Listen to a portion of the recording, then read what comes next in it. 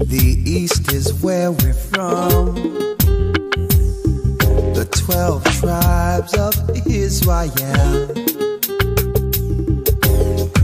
In 721 BC, the Assyrian king, he took us down, we fell. With a great escape we went through the Euphrates. The Lord held the water still. To a land where no mankind dwelt, we went. The 12 tribes of Israel. That's who we be, Manasseh, the Cubans, Ephraim from Puerto Rico, and Valley from the Isles of Hawaii. The Lord is calling back Israel. Zebulon from Panama. All right. The North American Indians. Testing 1, 2. The Dominicans. The highest gathering Israel.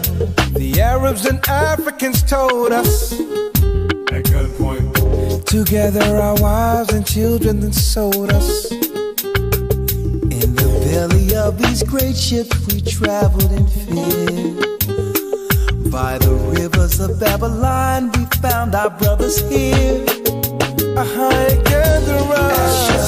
in Colombia, Reuben from Australia, Issachar, the Mexicans, a highest gathering Israel. Judah, the Negroes, Benjamin, the West Indians, Levi, the Haitians, a highest gathering Israel.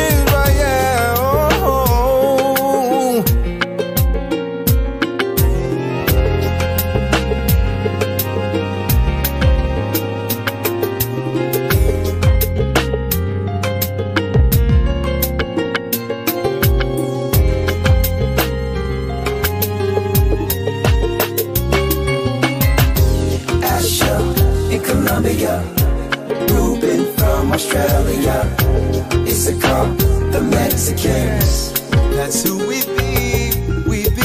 Judah, the Negroes, Benjamin, the West Indians, Levi, the Haitians,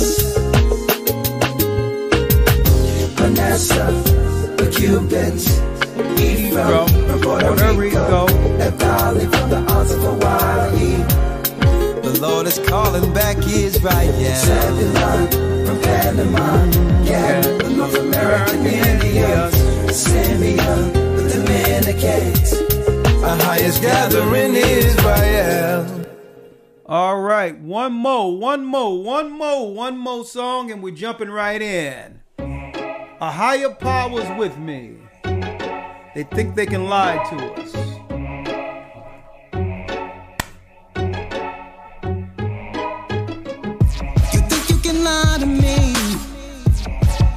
It's written all over your face.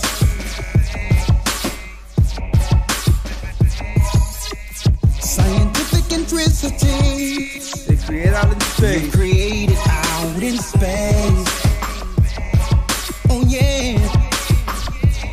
Come on in. You can do what you wanna do.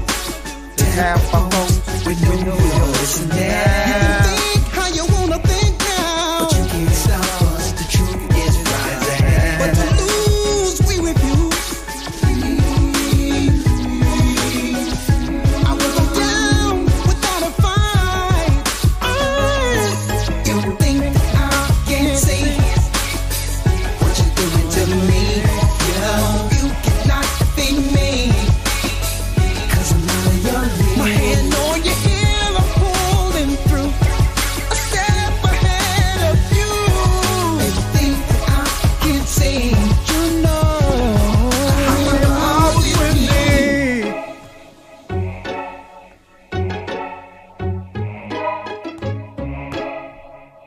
Ooh. You think you're controlling me? You thought that I would stay your slave? Ain't no strings on me. Oh no, controlling us with your frequencies, making it so hard to get away.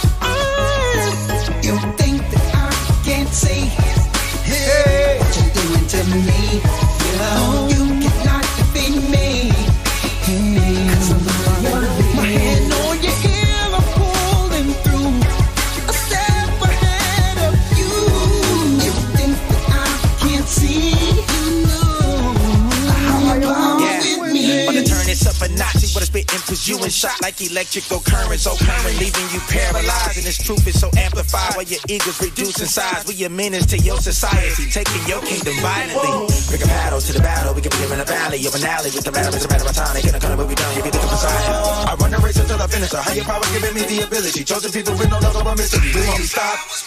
You think that I can't see? Hey, what you doing to me?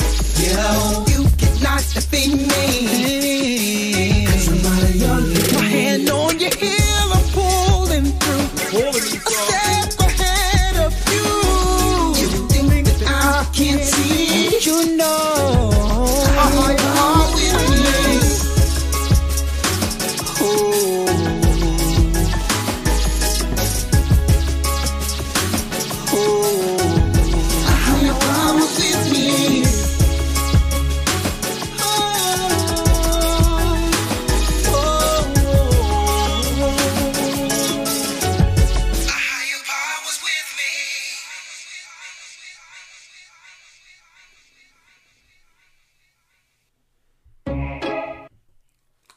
They think that we can't see, but a highest power is with the children of Israel right now.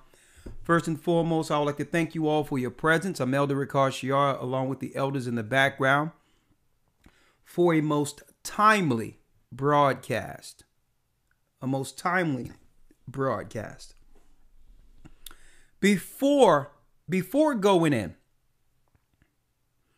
I would like to make sure that an announcement is done that, yes, we are taking enrollments for October 31st. First week of the Hebrew Bible Academy will be the creation of the universe. So we're taking enrollments now. So just so that our people are not working around the clock in the last minute, I'm asking if you're going to enroll, make sure you do it as soon as possible so that we can get it out of the way and focus on the teachings, okay? So if you wish to be a part of the Hebrew Bible Academy, please, please, please, please go to historytimes.org to enroll.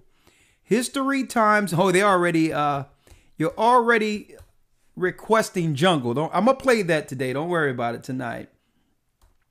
But staying on task here, you go to historytimes.org. That's where you go to enroll. Again, it's only $150 for 3 full months. You get the PDFs. You get us working around the clock to make sure you have the recordings in case you have to work. Okay, we have administration making sure that they get you the emails on time. And hey, you get the news. News like none other in the whole earth. Okay. On top of that, Elder Lawyer goes into Hebrew 101. Because learning the Hebrew language is getting familiar with the letters isn't that hard when you look at it with the English. And Elder Lawyer teaches how you can actually be able to break down words just by looking at the English language in your Bible. Okay, we got Hebrew 101, and also we have your lessons. A lot of people out there are confused to a lot of things, wondering what's going on. How is it you have a bunch of Israelites out there who know they're Israel, but yet God's people cannot come together due to so many diverse doctrines out there? That's answered in the academy also, okay? Because there was different doctrines during the time of Christ. And if we couldn't come together while he was here, understand that there's no group anywhere that's going to join the children of Israel together when it's prophesied that Christ would bring that remnant together upon his return. So those that were following Christ's doctrine at that time in the same spirit would be what? They would lean towards following the same doctrines today. If you would Pharisaical doctrine against Christ, if you don't believe in the baptism, the Holy Spirit, the fruits of the Spirit, then you're going to link into other doctrines that links more so with the spirit you're under. Whether it's Pharisee, Sadducee, scribe, or Christ's doctrine. So all of those things and more are answered in the Hebrew Bible Academy. It's about doctrine. Why? What I found out in this walk, all Israel is not of Israel. Okay? And the dividing line comes down to Christ's doctrine. That's it. Christ is the dividing line. So We handle that in Israelite doctrine within the academy. I'm going to also go into finding the Ark of the Covenant, the discovery of the UFOs and what the government has been hiding concerning them, that really these are not any alien lives anywhere but the controllers of this realm who have set up governments to control the people. I'm going to go into that. The true leaders of this earth who control the government and the politicians of this earth. Guess what, folks? You're going to find out that no one can vote these particular beings in office. They control the offices. And we're going to identify the fallen angels according to the Bible. You can only get that here in the Hebrew and Bible Academy. Okay. Also, we're going to be going into, because soon we'll be out there again, according to the scriptures. Yes, the Israelites' tribulation in the wilderness. We're going to talk about that. Okay. So all of that and more. Okay. We'll be in the Hebrew and Bible Academy. Like I said, it's only $150 for 3 full months of serious information that you cannot find any place else. You pay $75 the first month, $75 the second month, and that you're tied in. You're finished for the complete 3 months. Sit back and enjoy the academy. And keep in mind, it doesn't matter if you're busy, if you have to work that Sunday. It doesn't matter, okay? Because yes, you have the convenience of looking into your email once you get off work or the next day to actually follow and be in tune with the whole broadcast as if you're there. All right. Now, again, a lot of work goes into this, a lot of work to make it, to make it one of the best experiences you would ever have learning the word. And we work around the clock to make sure that, that the academy end up becoming more than what you've ever thought you would be a part of. So go to historytimes.org to enroll. All right. historytimes.org. Let's jump right into the broadcast now. It's 7:07, and I'll be opening up the calls because I would really like to interact with the brothers and sisters on this particular topic. That's right. Now, let me make a disclaimer before going into this topic, okay? Because this topic tonight will be very controversial, okay? But we're going to try to stay balanced according to the word and non-judgmental, okay? Non-judgmental. Why? Because we've all together have fallen short of the glory of the Most High. It's not about judging people. It's highlighting something that according to the Bible that must be explained. Okay? Let me make it clear. I have no axe to grind or have any personal issues against any person based on their race. No, I have no problem. We have no problem with this church. It doesn't matter your race, okay? It doesn't matter right now what sin one could be in right now. Be it in the world dealing with promiscuity or whatever the case, homosexuality, incest, bestiality, whatever it is. Keep in mind, I don't have any personal axe to grind against any person because at the end of the day, we all will see the judge. What we're here to do is to bring understanding according to the Most High that would give what? Every person out there an opportunity to repent. That means to change. And do what's right according to the Most High. And no one can actually understand how to do that without a moral code instilled. What we're talking about tonight is the moral code according to God, which is written in the Bible, the Most High's laws, statutes, and commandments. It doesn't matter what the Christians are talking about concerning that, claiming that the laws are done away with. Christ said, "Think not that I come to destroy the law or the prophets. I come not to destroy, but to fulfill." If Christ destroyed the law and the prophets, he would be destroying what was written of him in the Old Testament. So that's utterly ridiculous, claiming that Christ came to do something contrary to his Father. So let's set the record straight there. Okay? You believing in the New Testament doesn't give anyone a license to sin on purpose. Okay? So let me put that out there right there. They've been lying in the modern day Western churches. And I'm going to say not all Christian churches, but the majority of churches out there have been straight lying concerning what grace is according to the Bible. But yet I digress. You see the topic of the lesson or the discussion tonight. The vindictive spirit of Sodom. The vindictive spirit of Sodom. Why? Because it's one thing to say, well, okay, I'm a victim who needs extra political protection based on me being bullied or someone doing things against the law against me. Guess what? Hey, who can fight against not standing? Who would actually not stand for a victim? But that's not the point. I want to talk about the vindictive spirit of Sodom. People who would use the victim status as a cover to attack others. I'm going to talk about that. It's one thing to say I'm a victim. It's another thing to use that protection to harm others. So it's upon us to do what? To set a standard according to the Most High. To talk about how we can actually defend ourselves against vindictive Sodomites. Not those who are victims and are struggling with whatever they're dealing with and are looking to actually repent and stand along with others who would like to preserve righteousness. I'm not talking about those people.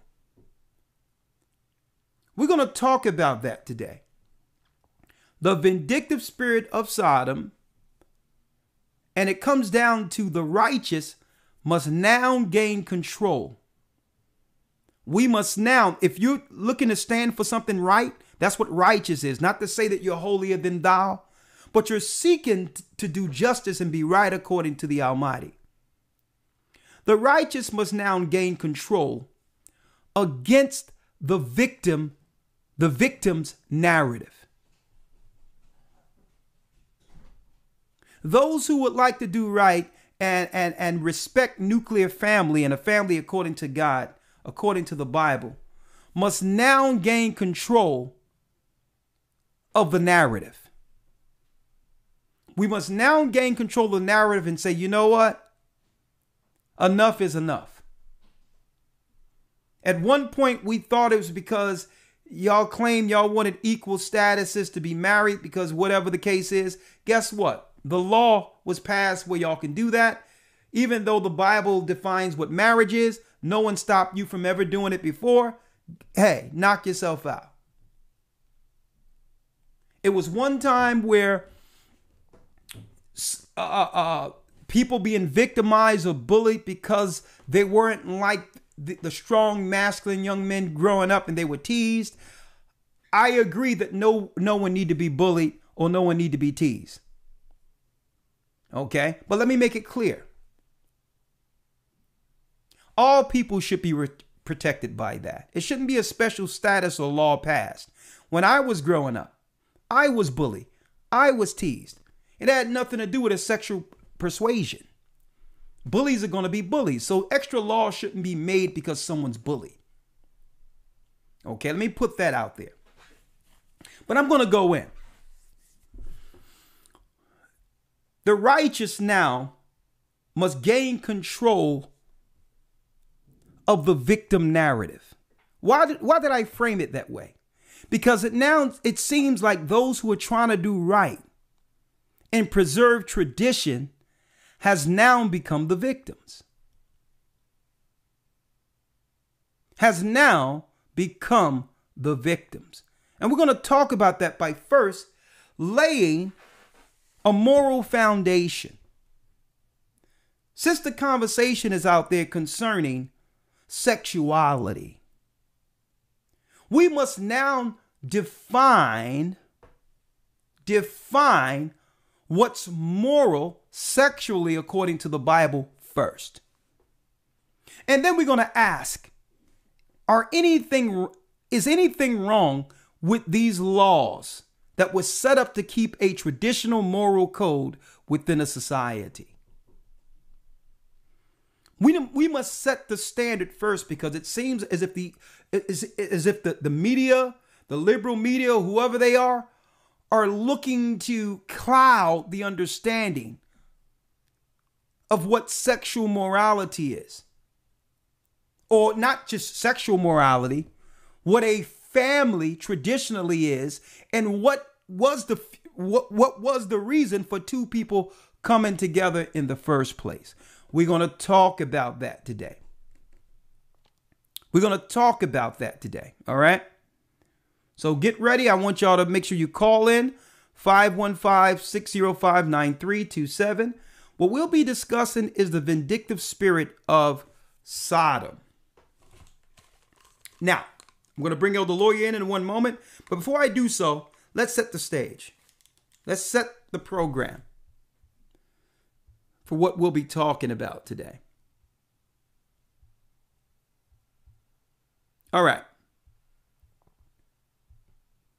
During the late 1800s, there was a 33-degree Mason, an American writer by the name of Albert Pike. Okay, right now you can find his statue 1 block away from the White House, Washington, D.C.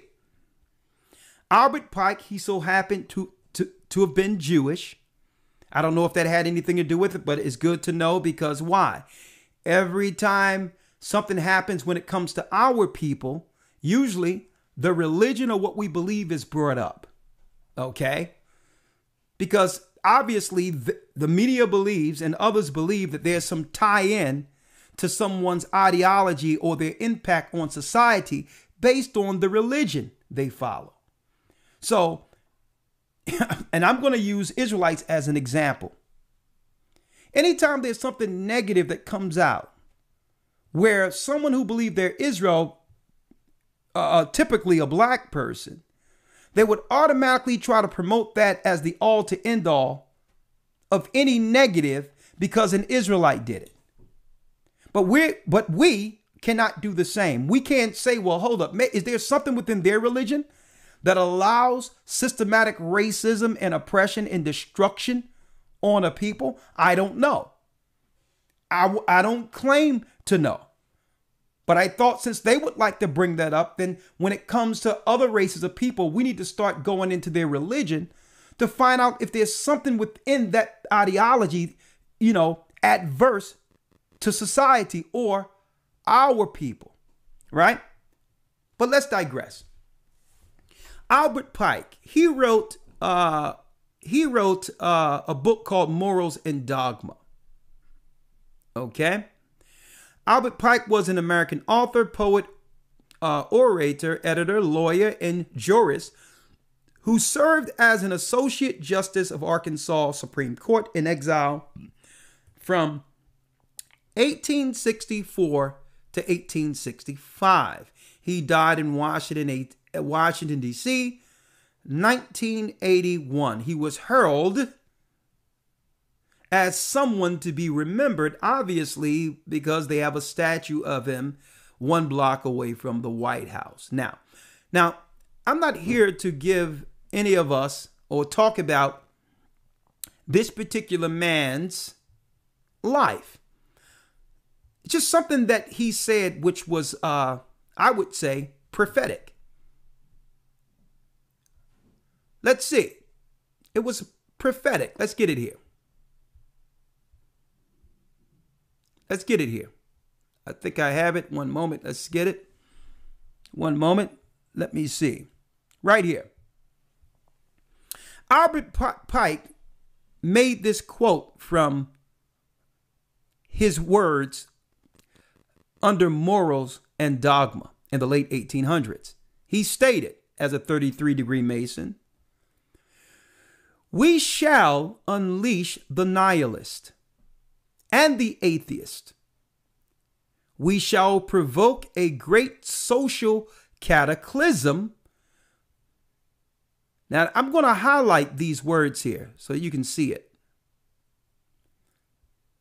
We So obviously, this is more than just Albert Pike. Now, I'm going to let you, it's open to discussion on who the we are, but hey, again, his statue is 1 block away from the White House. We shall unleash the nihilist and the atheist. We shall provoke a great social cataclysm, which in all its horror will show clearly to all nations the effect of absolute atheism. So they had an agenda to bring the earth into unbelief, to create an atheistic society, which now more people would claim to be spiritual than Christians. When someone say, well, I'm not really a Christian, or I don't believe in Christ or the Bible, I'm spiritual, they're Satanist. What they don't want you to hold them down to any moral standard as to why they claiming they're spiritual. But they still would like to be respected as one who believe in God. So you have to watch these words, these satanic words out there that Satanists use. Well, I don't have, because if they say that they are under a particular religion, that would hold that person to what? A moral standard. But the trick is to tell you that they're spiritual. And by doing so, you don't know exactly what they believe and what their moral standards are. Okay? Satanists are spiritual. Okay? So let me make it clear. It says, we shall unleash the nihilists and atheists, and we shall provoke a great social cataclysm, which in all its horror will show clearly to all nations the effect of absolute atheism, right? Atheism, the origins of savagery, making people inhumane and or savage like animals, and most bloody turmoil.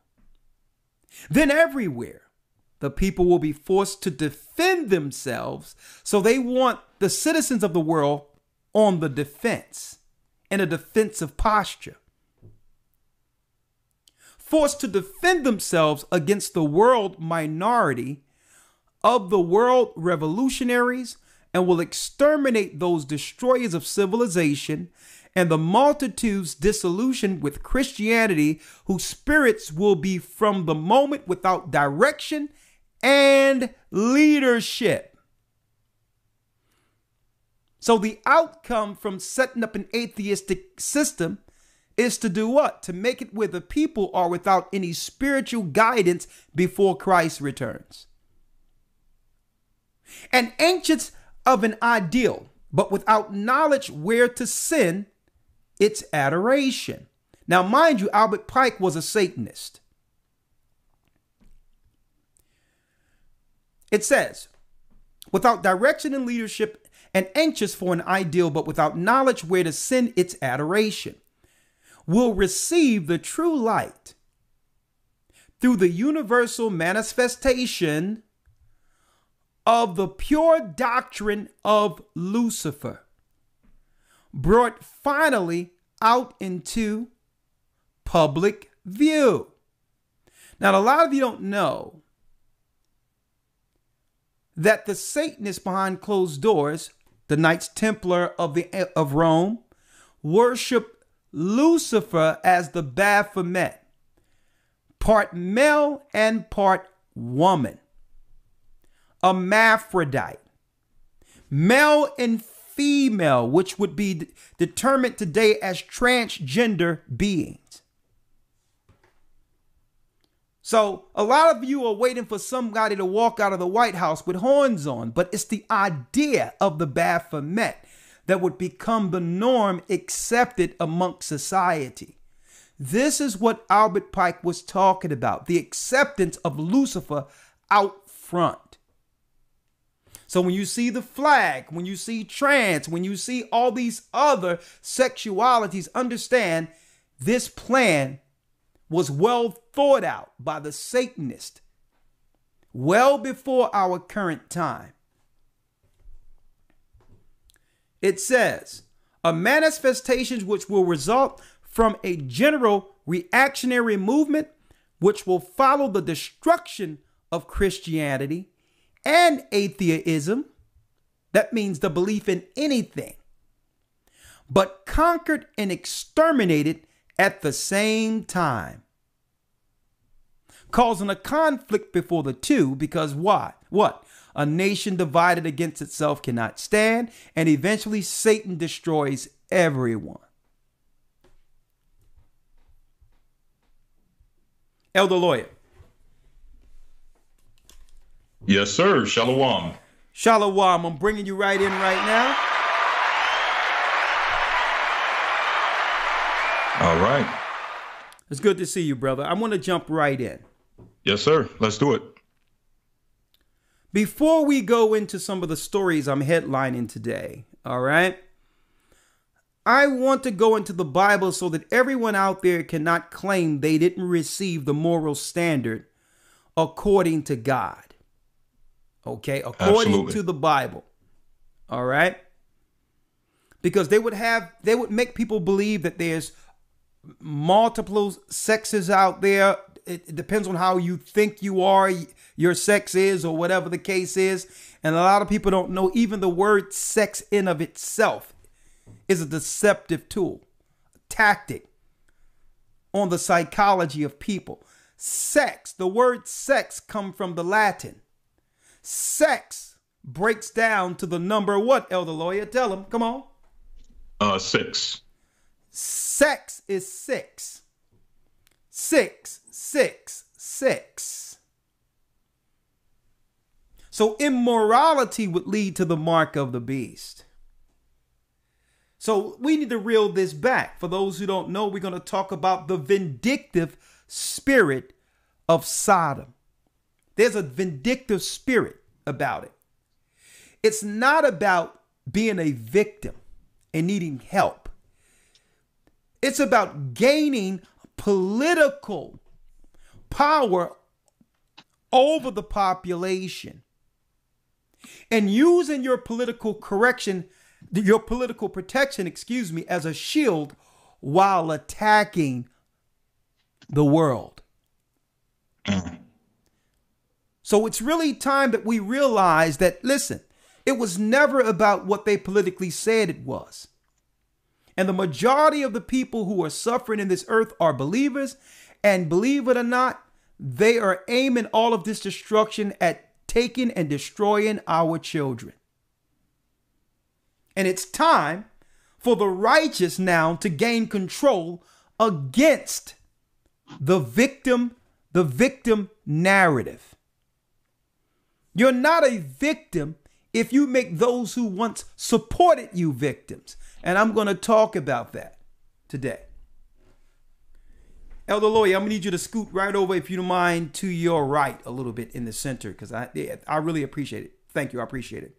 So let's set the moral standard first, because we understand, Elder Lawyer, that Albert Pike, his Satanist, he's burning in hell right now.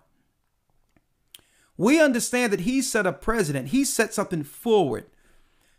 He talked about the governments coming together to ferment 2 wars that would lead to what it says the Jews getting Palestine.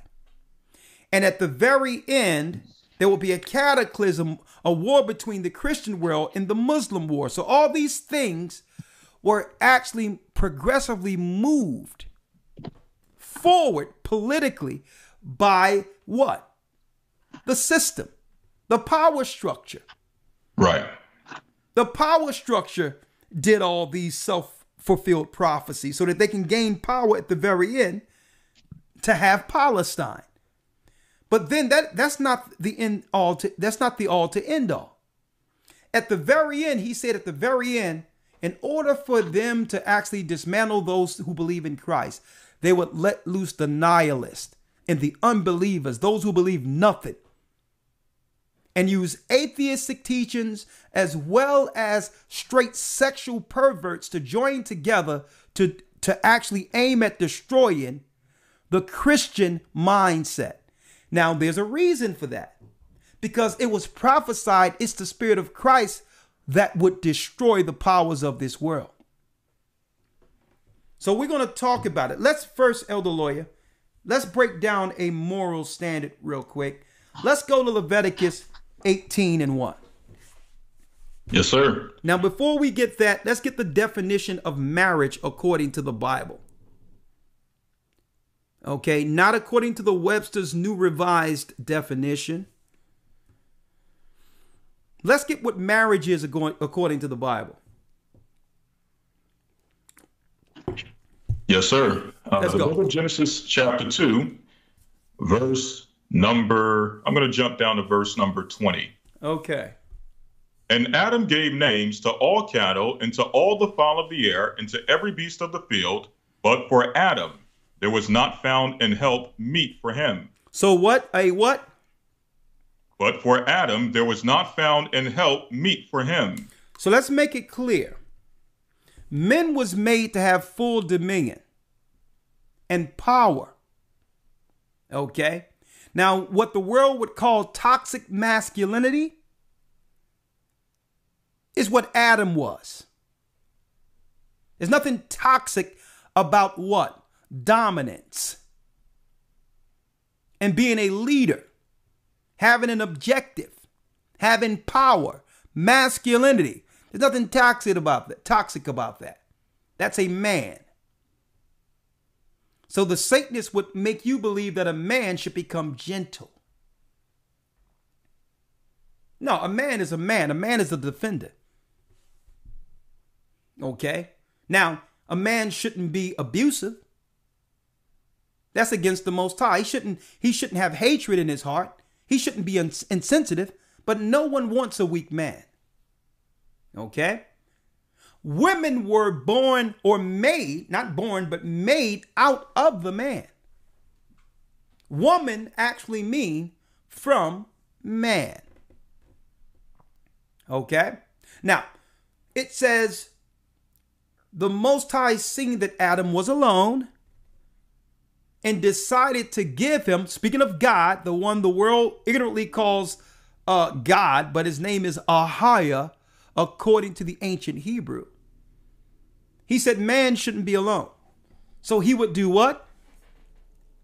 It says that he would find an helpmeet for him. Now let's discuss helpmeet, because here lies the real purpose for women. Women operating outside of this role can never find happiness. Okay? Helpmeet. That means you're here to help a man sustain a legacy so that you're not forgotten. Whatever that man's objectives are, you are to help him in succeeding that. And that doesn't make you weak or less than. That makes you living in your purpose. Any person who try to operate with and lead with their credentials and all that and your successes according to this world, but not help meeting a man, I'm speaking of a woman in particular, doesn't matter. Those are not successes according to the Most High. If you're not helping meet a man's agenda, a man's purpose. And anytime anyone work outside of those functions where a man isn't dealing with a purpose, it's failure. When a woman isn't helping meet for a legacy, that's failure. Because we were both meant to have a purpose that would sustain a legacy according to God's purpose. Women were made in this earth to be a helpmeet to a man.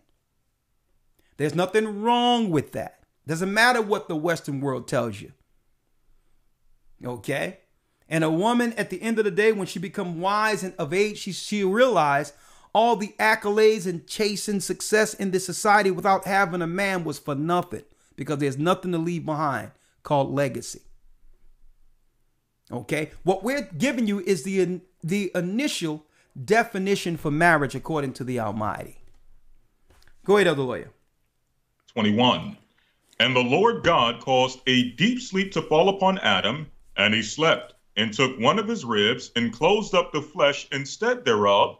And the rib which the Lord God had taken from man made he a woman, and brought her unto the man. And Adam said, This is now bone of my bones, and flesh of my flesh. She shall be called woman, because she was taken out of man. Therefore shall a man leave his father and his mother, and shall cleave unto his wife. Shall cleave unto his what? Shall cleave unto his wife. Marriage clearly defined according to the Bible.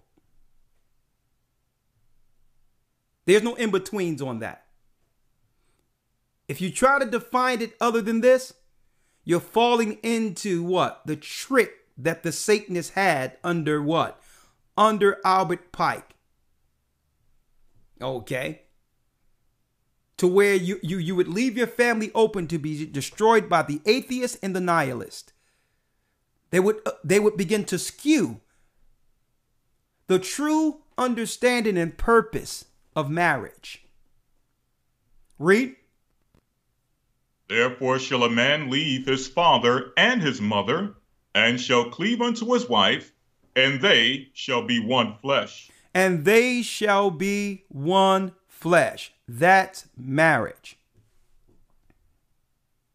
That's clearly defined. Any marriage outside of that is anti-Christ, anti-Bible, anti-God. Okay, let's set the standard now. Let's go to Leviticus 18:1. Yes, sir. Leviticus 18, verse 1. And the Lord spake unto Moses, saying, Speak unto the children of Israel, and say unto them, I am the Lord your God. After the doings of the land of Egypt, wherein ye dwelt, shall ye not do. And after the doings of the land of Canaan, whither I bring you, shall ye not do. Neither shall ye walk in their ordinances. Now, the reason why I went here, Elder, initially is because the Most High made it clear that the Egyptians and the Canaanites were dealing with perversions. They were worshiping the Baphomet. Okay. There was no lines when it came to sexual behavior with the Egyptians. Okay. The Greeks and Romans picked that up too. So our God say, nah. You're not to do what you witnessed amongst those nasty Egyptians. The Egyptians were immoral, and I judged them for it. And that's why when you look at the conscious community today, and I'm going to go into that in the academy too, Elder Lawyer, why there is no moral line concerning sexuality amongst the conscious community. What they're hiding is what? They're dealing with the same perversions that the Bible was speaking about against Egyptians. That's why you're going to always hear about molestation amongst them. Dr. York tried to build his own little Egypt over in Atlanta. And guess what? It came to find out they were dealing with ritualistic dealings with children. Why? This is why I'm going to tell you, folks, the verse we're reading right now is the reason why the conscious community are trying to tell you that the Bible's tampered with. Don't go into the Bible. Because why? You'll begin to read a moral standard and look over to them and say, hold up. They're dealing with the same sexual perversions of ancient Egypt. They don't want you to accuse them according to the word, so they'd rather dismiss it right out. Come on. And if I can throw one question in there, obviously what we're about to read, if God is saying that these are the doings of the land of Egypt and the land of Canaan, and these were social normalities, is it possible for, there to be acts that have become socially normal that we are not to accept? Or do we accept it just because it is a social norm? Great point. And I'm glad you put that out there, because in Egypt, those were social norms, but our people stayed separate from that. We could. Why? Because we lived separately in Goshen. But it was fully known when our people were in Egypt that for them to go out and find a little boy or a little girl or deal with the same sex, that was the norm amongst Egyptians. And it wasn't frowned upon. The families that wanted to deal with the traditional lifestyle, guess what? The Egyptians didn't oppose their lifestyle on those that was living traditional amongst Egyptians. But neither did the traditional people, neither did they frown upon the Egyptians who were dealing in sexual perversions. They just allow each other to coexist. And our guy was like, well, no, we're not going to set no standard where it's about live and let live. Where as long as it's not bothering me, as long as it doesn't affect me, then it's okay. No, our God wasn't dealing like that, because eventually someone is going to run over the tracks. Right. One of our children on either side is going to run over the tracks. See? So our God knew that, no, you just can't allow sin to fester under the live and let live banner. Because the children are going to, through their curiosity, going to run over the tracks one way or the other. And whatever's going to, and guess what? One is going to infect, not effect, infect the other. Okay, read on. Yes, sir. Leviticus 18, verse number 4. Yes. Ye shall do my judgments and keep mine ordinances to walk therein. Yeah. I am the Lord your God. So so listen, the God of the Bible, the God who sent Christ to give us another opportunity, another swing at these laws to try to do them. The God of this Bible gave what? Us a moral code concerning relations and how we should relate to others. Read. Verse number 5. Come on. Ye shall therefore keep my statutes and my judgments, which if a man do, ye shall live in them. I am the Lord. Come on. None of you shall approach to any that is near of kin to him to uncover their nakedness. Hold up. Read that again. None of you shall approach to any that is near to kin of him to uncover their nakedness. None of you shall approach to any that is near of kin to him. Now, the Bible is going to make it even clearer concerning what it means near to kin. You're not supposed to deal with your blood, with your siblings, with your parents. Now, here's one issue we have, Elder Lawyer, in this new society that have just developed out of Sodom and Gomorrah. For the sake of relations, for a relationship, we'll bring a total stranger in our house, be it a man or a woman, not knowing their sexual tendencies and their upbringing and how these people may come into your home and begin to predatorize the children. But I'm going to leave that there. I'm going to talk about this. See, when lines are clearly defined, judgment is swift. You're able to isolate when someone is doing something out of place and root it out of the way. So we're going to talk about clearly defined laws concerning relations today. Read it. The nakedness of thy father or the nakedness of thy mother shalt thou not uncover. You're not to deal with your mother or your father. Okay. Now, let's also discuss the different ideas and ideologies when it comes to the husband, the father, or the mother. We're not supposed to sexualize our children, because that falls under the same thing. Having a little girl dressed sexually clad, dancing and gyrating that falls under the same thing. Through the ideology, you're really doing the same thing.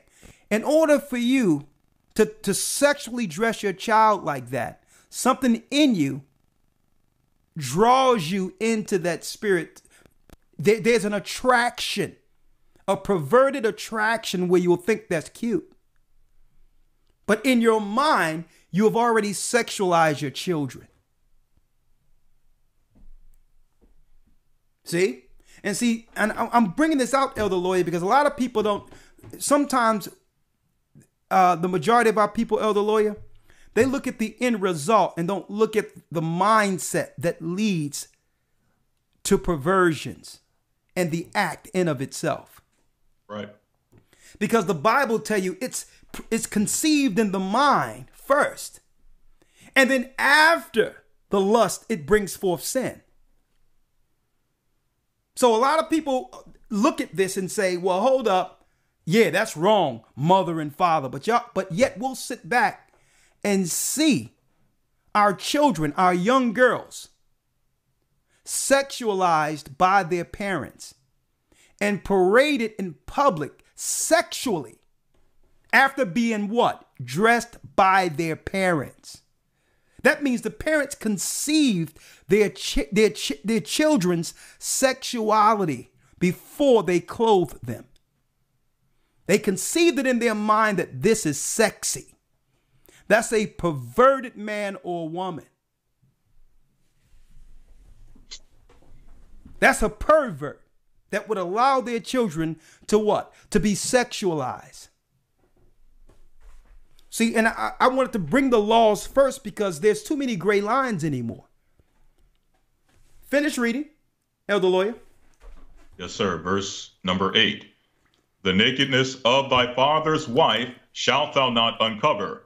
The nakedness of thy father's wife. A man dealing with his father's wife. Or someone his father used to deal with, or vice versa. Things that have become societal norms in our community. We know things like this happens and are silent about it, right? Read. The nakedness of thy father's wife shalt thou not uncover. It is thy father's nakedness. It belongs to your father. Reuben. The Aborigines of Australia are suffering today because of what their father did.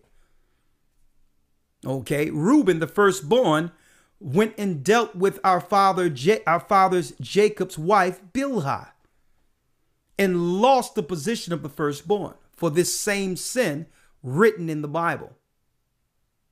How much more would our society be, our neighborhoods be, if these particular laws I'm reading today were enforced? Read. Verse number 9. The nakedness of thy sister, the daughter of thy father, or daughter of thy mother, whether she be born at home or abroad, even their nakedness shalt thou not uncover. Even thy nakedness thou shalt not uncover. Because what? Everyone talks about R. Kelly, and it seems like we want to actually criminalize some people when it benefit the ruling class. But yet we don't really want to stop these things, or we would deal with it at the root. The root of R. Kelly's issue is when he discussed coming up where his sister did things to him. But no one discusses that at all. So are we really trying to solve our systemic issues as a people if we only look at the end of it to accuse without getting to the root of things and stopping it at the root? What are we doing to make sure other R. Kellys aren't cultivated and groomed in our society? See? He said his sister coming up from him like 5, 6 years old made him do all types of things. and it sexualized him and gave him, he probably don't understand it because he's under an arrested development, and the Bible pulls that out. It's called an inordinate affection. So unless we're trying to get to the root issue, I don't want to hear anything about what people are talking about trying to accuse someone when this is allowed on a regular basis and the children aren't protected. Now, at the end, the enemy benefits because the enemy needs people with low IQs who sexualize, who they can actually get a dossier on to use for their talents until what? Until that particular person becomes unuseful. So the system has a need to keep us sexualized and keep us perverted and molested because they can use us as adults, walking around, looking like adults, seem like adults, but are living in a state of arrested development because we didn't get over what happened to us at the age of 3, 4, and 5. So that's why I'm going to this law, so we can set a standard. Because everyone wants to point fingers and blame and deal with the rumor and deal with all this other stuff and not realizing the root of our issues is sin. And not understanding where the lines are according to the Bible. And many of us in our communities don't want to enforce that line. And this is why the Sodomites have gained the upper ground. Come on, other lawyer. Verse number 10. The nakedness of thy son's daughter or of thy daughter's daughter, even their nakedness shalt thou not uncover. For theirs, your son's daughter or your daughter's daughters, nephews and nieces. How many times we've heard in our communities, uncles come from down south and all that and come over and watching the kids. And next thing you know, the parents don't know about it until the child is what, 15, 16, 17. Sometimes the parents are so checked out, they don't even know something happened to their children until their children become adults. Here it is, you got a brother who needed a place to stay. And no one asked him, hold up, dude. You're going from house to house. Why aren't you standing on your own 2 feet? Why? And you thinking as your brother, well, listen, I'm going to look out for my brother. But yet you bring him in your house and you have children.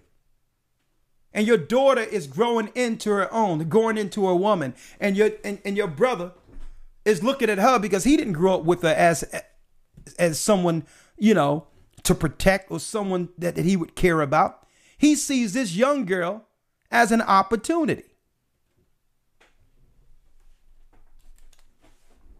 Right? So let's talk about it.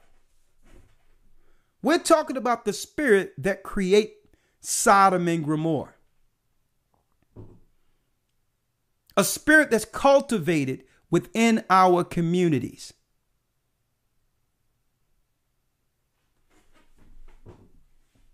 And it leads to a vindictive spirit because if a child goes on unprotected, some of them grow up and you know what? They get over it. They understand. They begin to grow and understand it.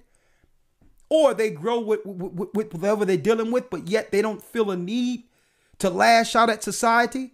But there is a segment of those children who never recovers and become what? Vengeful against society. And let's talk about that. Not all of them, but some of them grow and some of them grow. They have families. It's a thought. They're able to resolve it within themselves and realize that was an evil person, but it doesn't affect me. Some people grow over it and it doesn't affect them. But there is a segment that grows vengeful and become vindictive. And I'm going to talk about that today. Finish reading.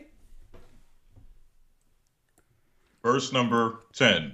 The nakedness. We're at Leviticus 18 and 10. Come on. The nakedness of thy son's daughter or of thy daughter's daughter, even their nakedness shalt thou not uncover. Come on. For for theirs is thine own nakedness. The nakedness. Go ahead. And that's including having anyone wash up your children. Having anyone, and see, and that's what we have to understand, what's allowed in our society that's ignored. It was one time that the only people who seen the nakedness of any child were their parents. They would grow up and be clothed accordingly. That means that you're an infant. That's right. I'm looking at you because I got to clean you off and all that. But when it's time for you, you're able to use the bathroom yourself and all that. That's another adjustment.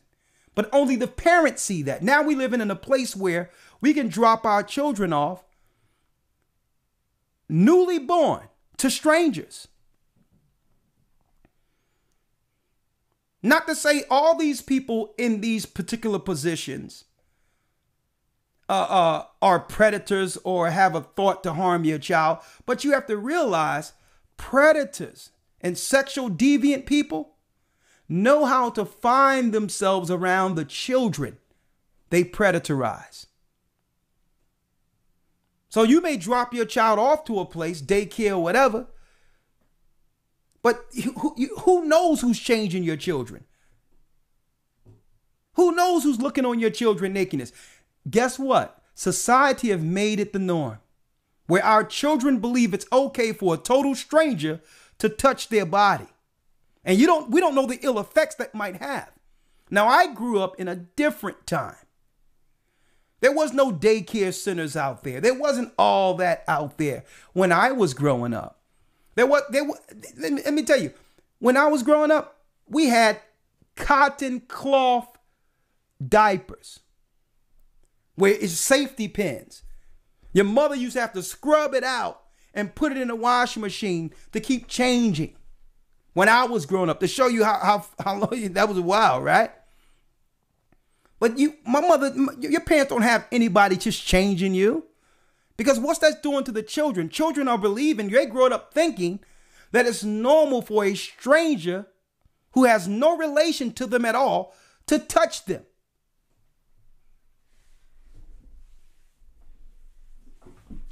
And I'm bringing things to your ideas and your mind that a lot of you never even thought about. And not to say that these people in position has a thought to do that. But folks, it only takes one to get in one of those positions. It only takes one. Come on, verse 11. The nakedness of thy father's wife, or thy father's wife's daughter, begotten of thy father, she is thy sister. Thou shalt not uncover her nakedness. Thou shalt not cover thy sister's nakedness. Because, folks, everything we're breaking down right now causes serious psychological damage on the child. It develops an inordinate affection. That's what the Bible means by inordinate affection. Children aren't supposed to understand. They're not supposed to have any stimulations or thought of sex in their impressionable years, in their growing years. Sex isn't even supposed to be in the conversation. Or they will grow with an inordinate affection. That's what Satan wants.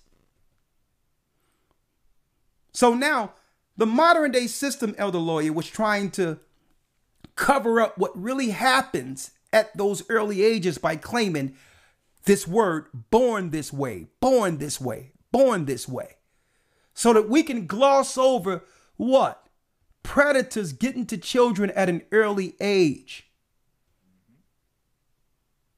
So that we couldn't focus on an adult affecting our children's minds sexually. Come on, let's go. Verse 12. Thou shalt not uncover the nakedness of thy father's sister. She is thy father's near kinswoman. Come on. Thou shalt not uncover the nakedness of thy mother's sister, for she is thy mother's near kinswoman. Your mother's sisters, your aunt. I know a lot of people are sitting back thinking in their mind, we know somebody who's, if not more than one person, have violated these verses up into the 10th verse. Where aunt may come around and see a boy growing up like, oh boy, you getting cute, you getting strong. Oh yeah, you growing into your own. And listen, the mother looking at the aunt like, yeah, you better stay away from my boy, knowing her sister.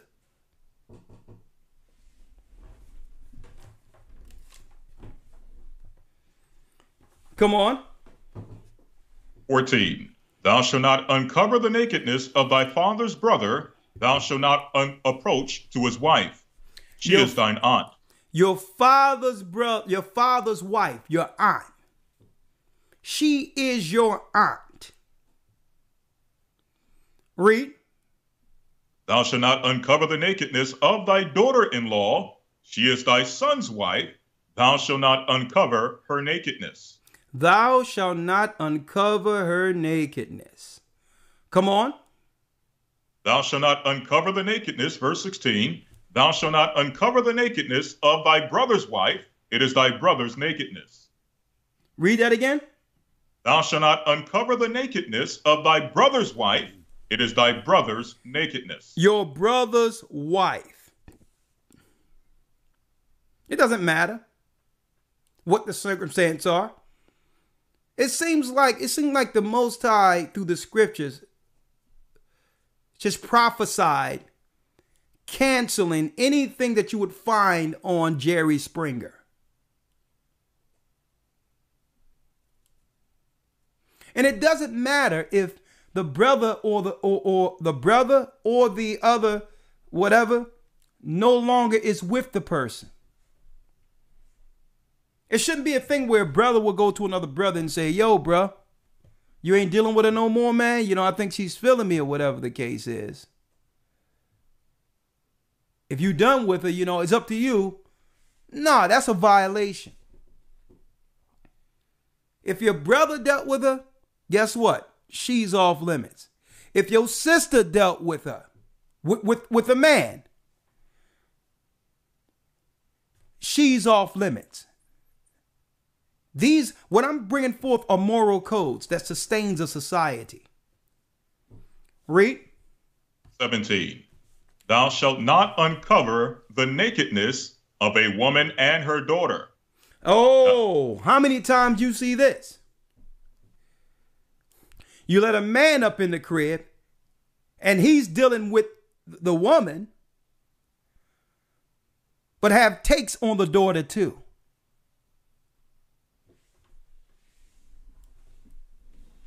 Man, this sounds like the Brother Polite situation, Elder Lawyer. Yeah. That's out there. I can't say allegedly because it's out there now. It's not even alleged. Okay? Where you getting with you say, I got a 2-for-1 deal. Ain't no man around and you got a daughter growing into womanhood. Now this guy has, the woman is at work. And here it is, and he's dealing with the daughter. Huh?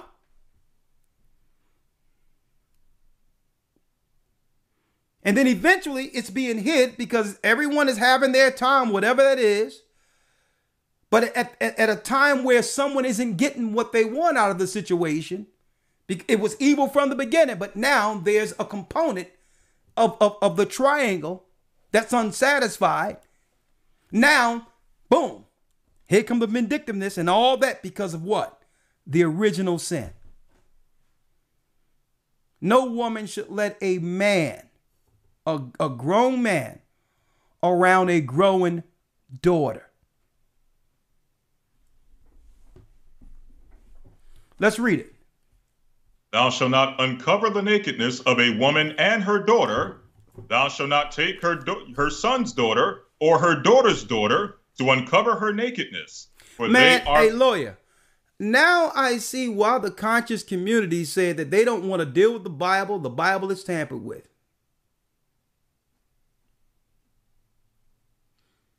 I mean, I'll tell you, if Dr. York was following these scriptures, he would still be out. He would still be, whatever's teachings he's doing, if he followed these scriptures right here, even though his teachings were false, he would still be out amongst civilians being able to teach.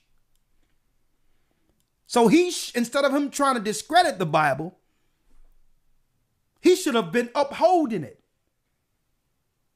If he was upholding the Bible, today, Dr. York would be a free man. See? Come on.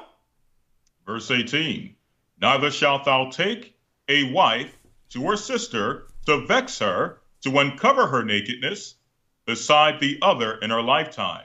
Exactly. That means what I said earlier, Elder Lawyer. Get with your old girlfriend's sister, or the sister get with the man to spite her own sister. Can't do that.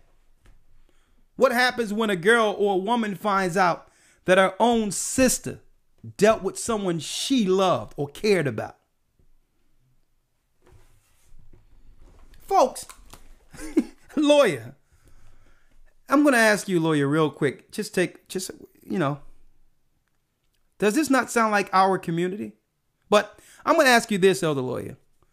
Have you ever heard this particular chapter read in the Christian church at all? My limited time there, no. Lawyer, I was raised in the church. I have lines of pastors going back to the slave ships in my family on both sides. And I can tell you, I started singing on the choir at the age of 5. Up until the time I found out I was an Israelite, I was a devout Christian. And I'll tell you, not once was Leviticus, the 18th or 19th chapter or the 20th chapter, ever read in any service I attended. Not one. Can you imagine this right now being read in a black Christian church? Everybody's looking around like, man, hold up. I repent. Because why? We don't even know, according to God's law, the Bible, what sexual immorality is. Why? It isn't taught in our churches.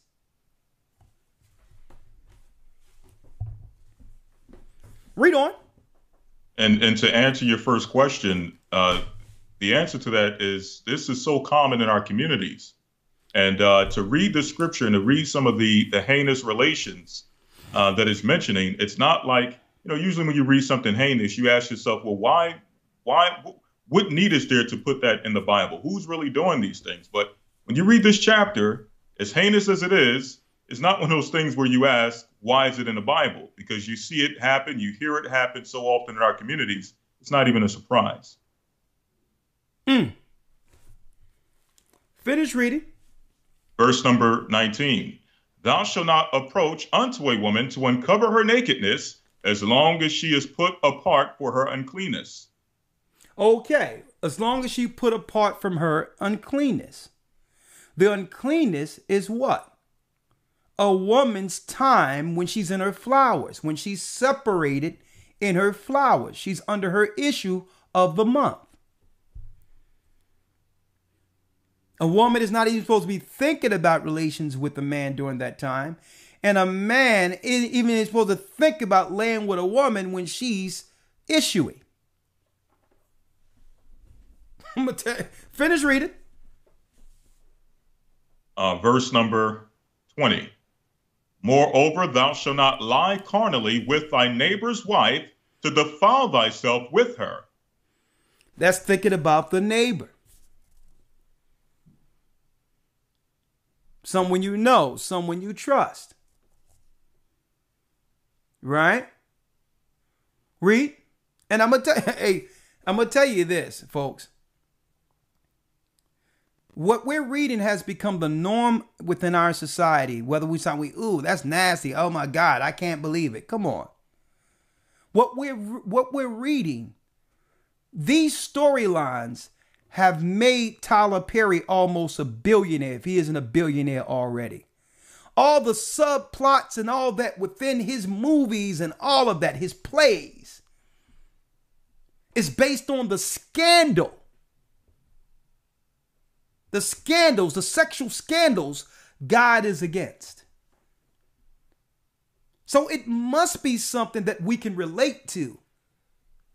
If his movies become blockbusters and all that, and a lot of money is funneled into his coffers, why? Because we can relate to it.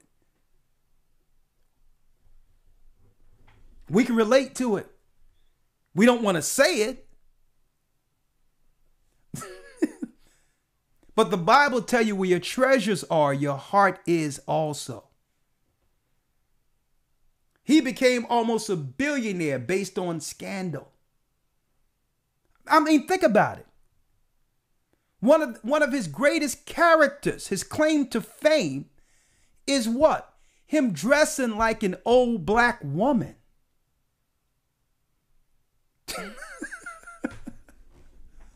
Which is against the Bible. A woman shall not wear what pertaineth to a man, neither shall a man put on woman's clothing. A man should not, it says, a man should not wear what pertaineth to a woman, and neither shall a woman put on man's clothing. Right there. I don't care how well the script is read. I don't care what the underlying story and the lesson we get from the movie. Soon as a man came out with a white wig on, looking like an old black woman, Medea was supposed to get canceled according to God. Straight out. Nah, dude, there's a lot of black women out there who can relish in that role. There's a lot of funny black women out there. We don't need you doing this. Setting the wrong example for what? Masculinity, a black man. But we thought it was funny. The Most High isn't laughing, but the devil is. We were supposed to look at that. And not only that, check it out, Elder Lawyer. You got Medea goes to church. A cross-dressing man in church. The mother of the church, where everyone in the church goes to for advice. In the church.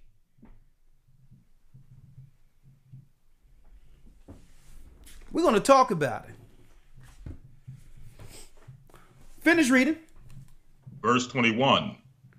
And thou shalt not let any of thy seed pass through the fire to Moloch.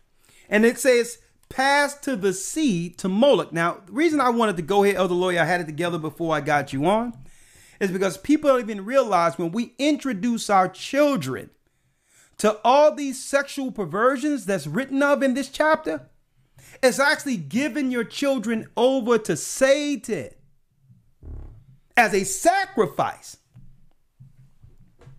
So it's not just the children they kill in child sacrifice.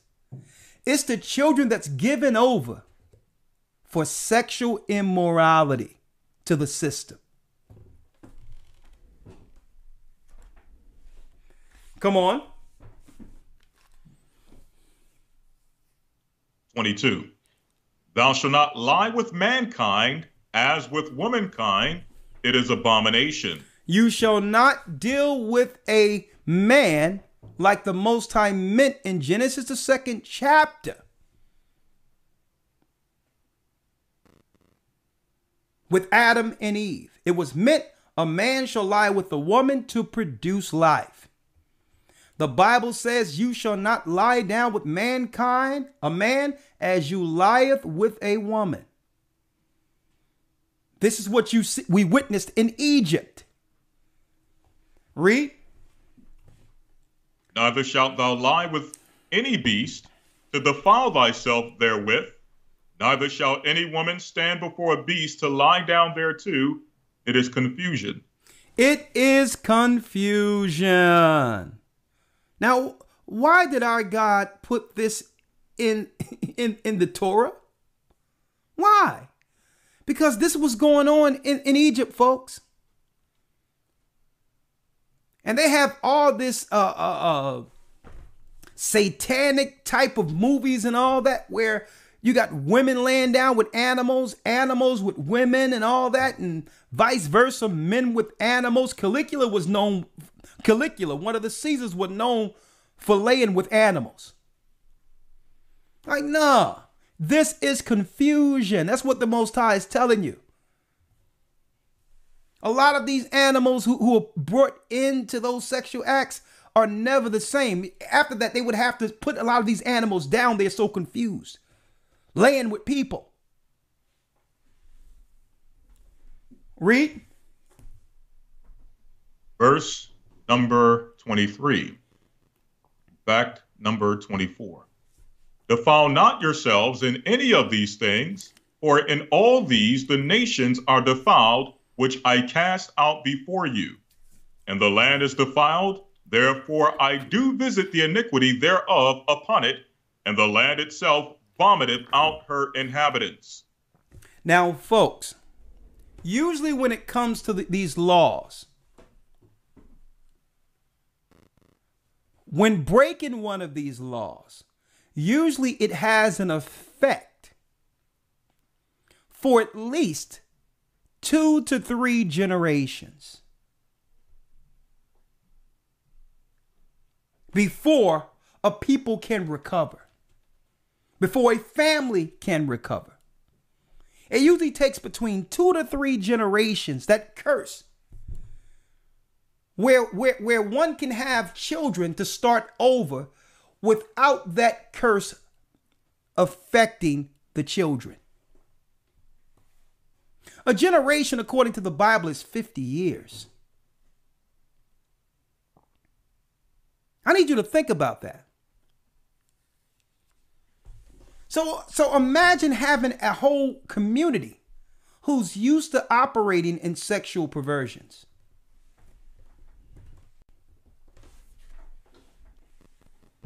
Think about it. So this is why I'm going to tell you. Satan set it this way as a form of control over our population, over our people. He set it this way. He moved an agenda and attached it to us, knowing how our God feels about it. And they're so vindictive. They're willing to sacrifice the children and not help the children fall to this psychotic behavior. Elder Lawyer. Yes, sir. Let's get Romans 1 and 26 and 27 in the New Testament. Okay, Romans 1 and 26. And it says, for this cause, God gave them up unto vile affections, for even their women did change the natural use into that which is against nature. And likewise also the men, leaving the natural use of the woman, burned in their lust one toward another, men with men working that which is unseemly, and receiving in themselves that recompense of their error, which was meet. Go on. And even as they did not like to retain God in their knowledge. Read that again.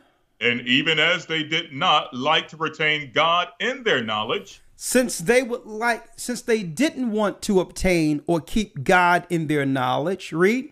God gave them over to a reprobate mind. He gave them over to a reprobate mind. Now, a reprobate, folks, is a broke mind, a mind that's suspended under arrested development. Well, they'll begin to celebrate the sickness. See? And they'll become vindictive against those who oppose the action. A reprobate mind to a degree where they'll begin to think, you know what? There's nothing wrong with me. There's something wrong with all of you who believe in that God. and have not experienced the fun that it comes with being me. Reprobate, folks. So they'll begin to justify instead of going back and saying, you know what? There was a point of victimhood, a point as a child where someone compromised me. Instead of that becoming their mission to root out the evil to make sure it doesn't happen to another child, they'll turn on society. They'll turn on parents, family. Why? Because that's what they envy. That's what they hate. Because if they had a loving family, they would have been protected.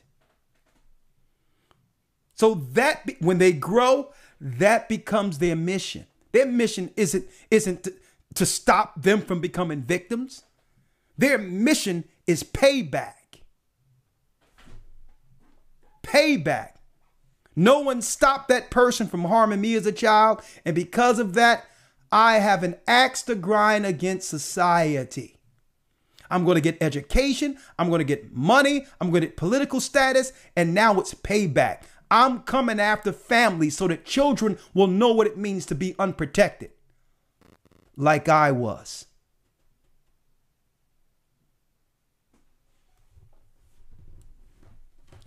Reprobate. Now, not all. Let me make it clear. Not all. Because there are people who are living that lifestyle who has serious disdain on how that's being used to dismantle society.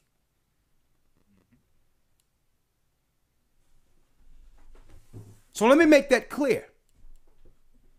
There's many who struggling with that and know the entry point and would never want their life and what they went through politicized to be used as a political bat against society. So let me make that clear. Finish reading. Verse number 28.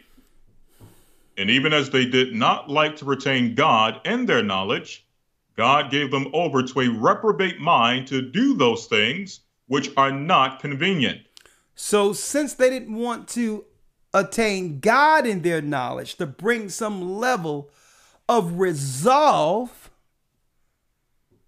because when you bring God into it, right, you look at the law and say, you know what? That person who did something to me is wrong. What they did was against the law. I'm not the wrong one. I'm not the wrong one. I'm going to live my life how God intended in spite of what that person did.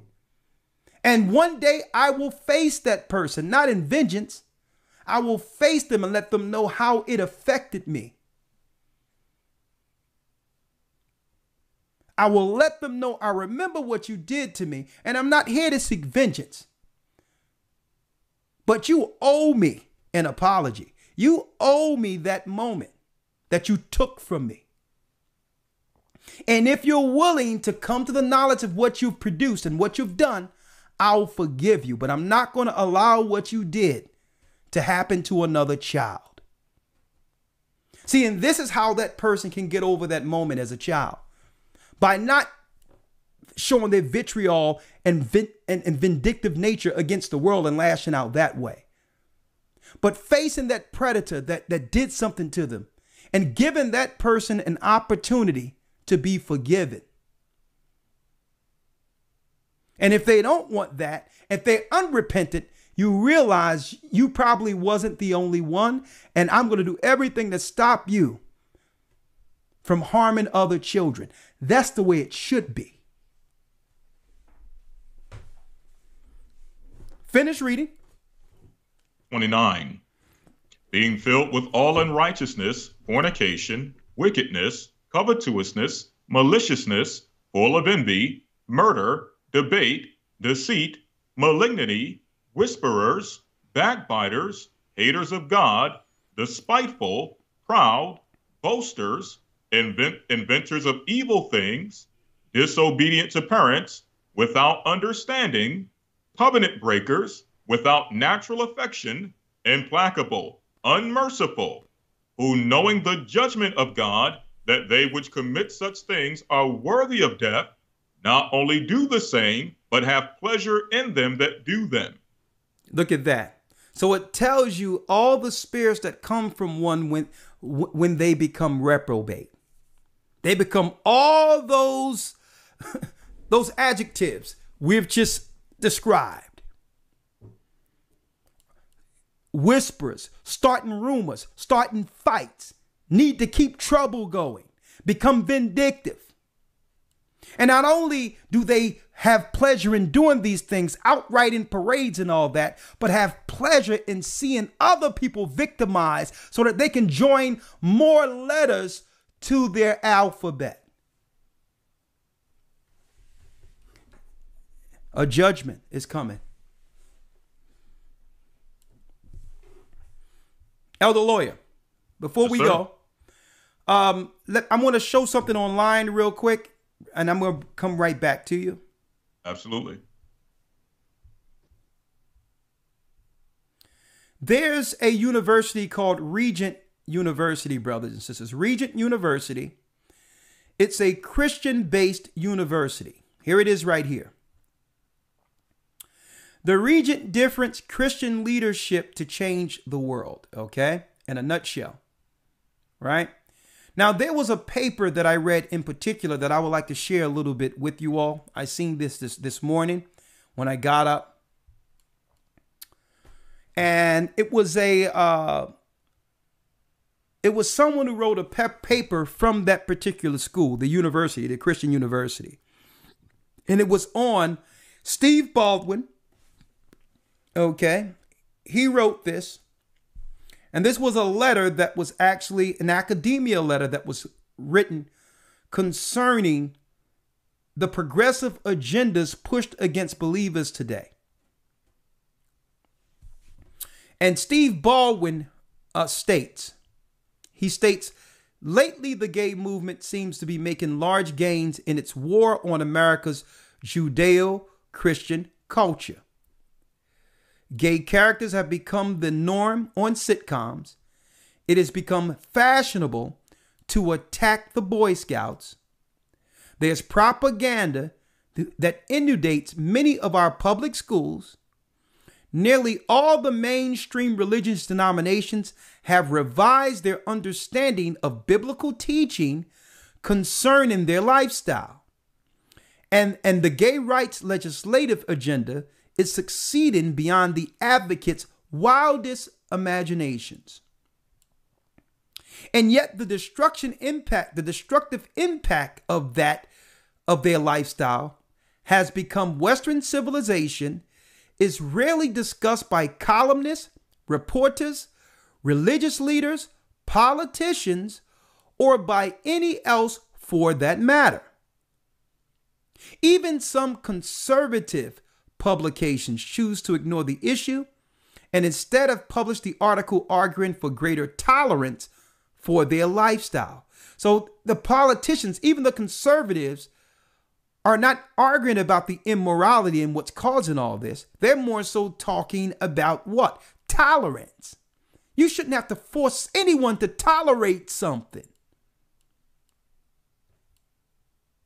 Indeed, on the lifestyle issue, conservatives seem divided between a live and let live attitude, and one that concludes that the lifestyle agenda will have to be curtailed if the Judeo-Christian culture is to survive. However, overwhelming evidence supports the belief that the lifestyle is a sexual deviancy often accompanied by disorders that have dire consequences for our culture. You see, I'm glad he highlighted that, because it's one thing about their lifestyle, but what impact is it having on us who disagree with that lifestyle for our families? See, that's the piece that isn't discussed. A vast amount of data demonstrating the deviant nature of that lifestyle is ignored by the media, as well as the leadership of the psychological, psychiatric, and medical professions. It is difficult to convey the dark side of the lifestyle culture without appearing harsh. However, it is time to acknowledge that the lifestyle, the behavior, threatens the foundation of Western civilization, the nuclear family. An unmistakable manifestation of the attack on the family unit is the lifestyle's community's efforts to target children, both for their own sexual pleasure and to enlarge the lifestyle's movement, to add more people to their movement. The lifestyle community and its allies, I'm using lifestyle because I don't want to keep saying the word. The lifestyles community and its allies in the media scoff at this argument. They insist it is merely a tactic to demonize the lifestyle. After they argue heterosexual molestation is a far more serious problem, unfortunately, the truth is stranger than fiction. Research confirms that the lifestyle molests children at a rate vastly higher than heterosexuals. And the mainstream lifestyle culture, alphabet culture, commonly promotes sex with children. Now, I've seen this on Netflix where they was showing these white kids being sexualized on Netflix by these people. Now,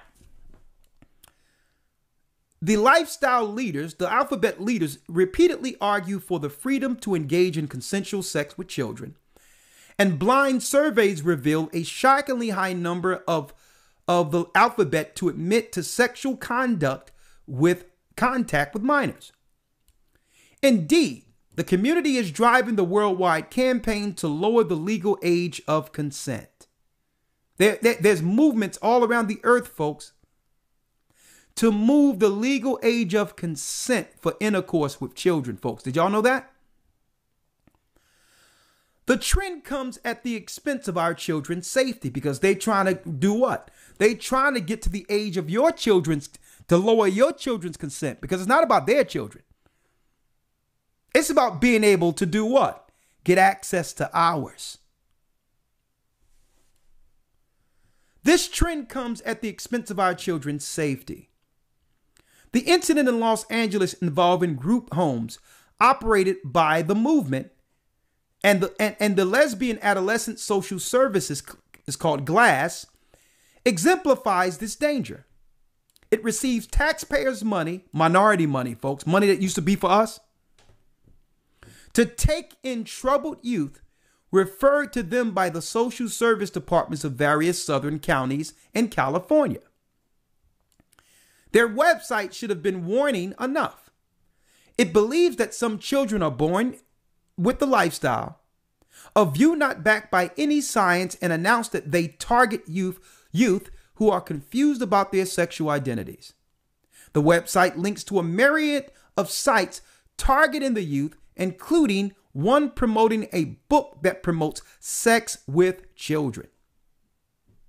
The founder and former executive director, Teresa DeCrenzo, edited a book that helps youth discover, a book that was written by grown people. Discover your sexuality. How to find your lifestyle. Now, there's a lot I'm going to cover that I can't cover right now. I'll actually deal with it more in the academy, the 31st, because this paper is off the chains. Okay. And they got doctors within the Christian, within the Christian academia sphere that's talking about this. They was like, listen, it was one thing standing up for victims, but I don't agree with them changing the world concerning our traditional beliefs. And I don't believe in them now politically changing the age of consent to get to more of our children who are not under that lifestyle. Okay, so there are some Christians that are fighting back, that are discussing the ill effects of Albert Pike's agenda to let go the nihilists and the atheists against those who believe in Christ. There are people pushing back, but the problem is the progressive media is pushing the agenda. Now, what have been allowed? What have been allowed since then? Since then, what has been allowed since we have accepted these lifestyles as the norm, where Lucifer would come out in the front of these particular movements? No wonder there's not that the media would allow Little Nas, a black man, to represent blackness by giving what? Satan a lap dance. This is on purpose, folks. They would never degrade a white image like that. I'm going to show you what's allowed since believers are sitting on their hands, have put the Bible behind them, only to have Satan predatorize our children. Example. There's been this epidemic of so-called philanthropists or Hollywood stars going into Africa and different countries to help underprivileged black people. Have underprivileged children get an opportunity to know what it is to live a rich life outside of the third world country that was made for them to suffer under. I'm going to show you philanthropy at its finest.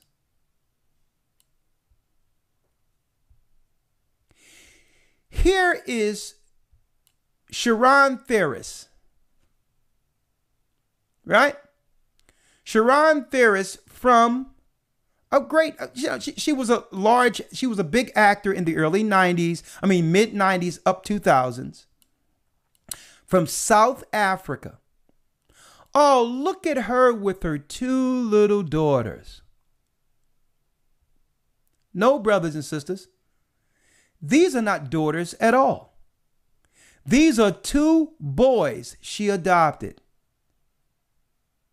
and decided to raise them as little girls.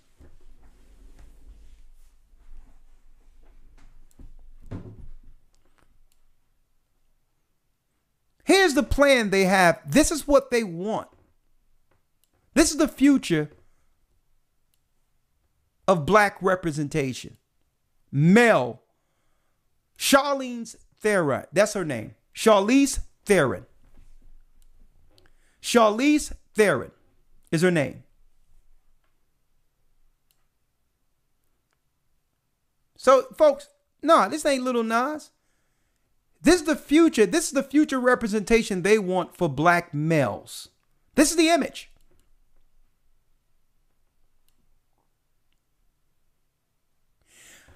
Here's a question, though.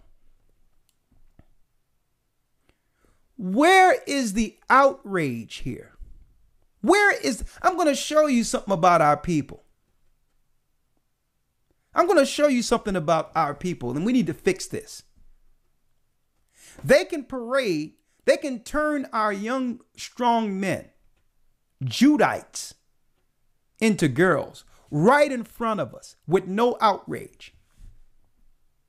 But we're supposed to be outraged when they tell us to attack one of our own who may or may have not done wrong, like Bill Cosby or R. Kelly. Not that I've excused either of those two. But what if R. Kelly, folks, and Bill Cosby did this? What if they, because, you think, of course she's raising them in a loving, caring, rich home to one day be what? Yeah. To be nice wives for their husbands. See? Now, suppose R. Kelly or Bill Cosby would have been outright walking down Hollywood Boulevard with two little boys that now are deemed little girls being raised.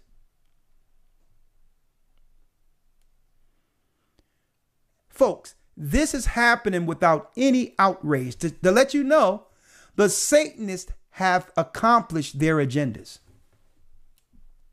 Now, I'm going to show you the hypocrisy.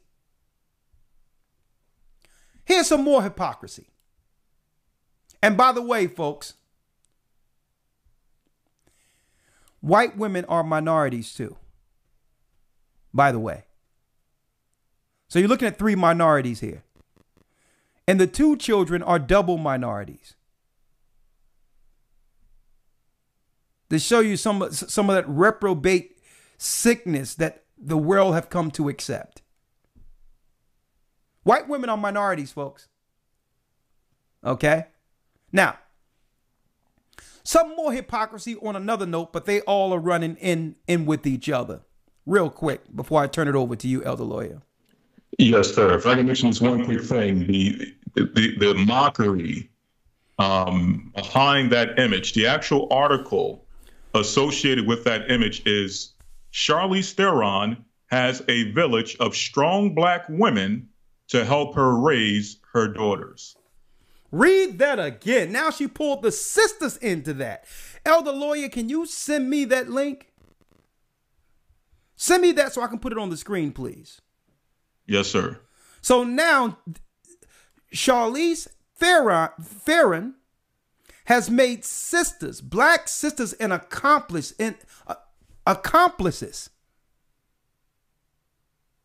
in her satanic sacrifice to Moloch. Let me grab that real quick, Elder Lawyer. Hold on. I appreciate it. 1 second. Let me get it. Here it is.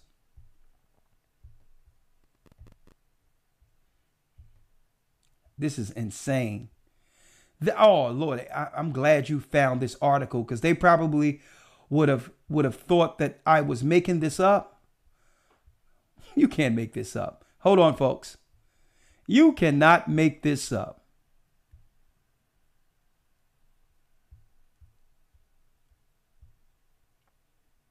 Here's the article, folks. Thank you, Elder Lawyer. Here is the article in front of us. I'm gonna put you back on the screen here. Here's the article, folks.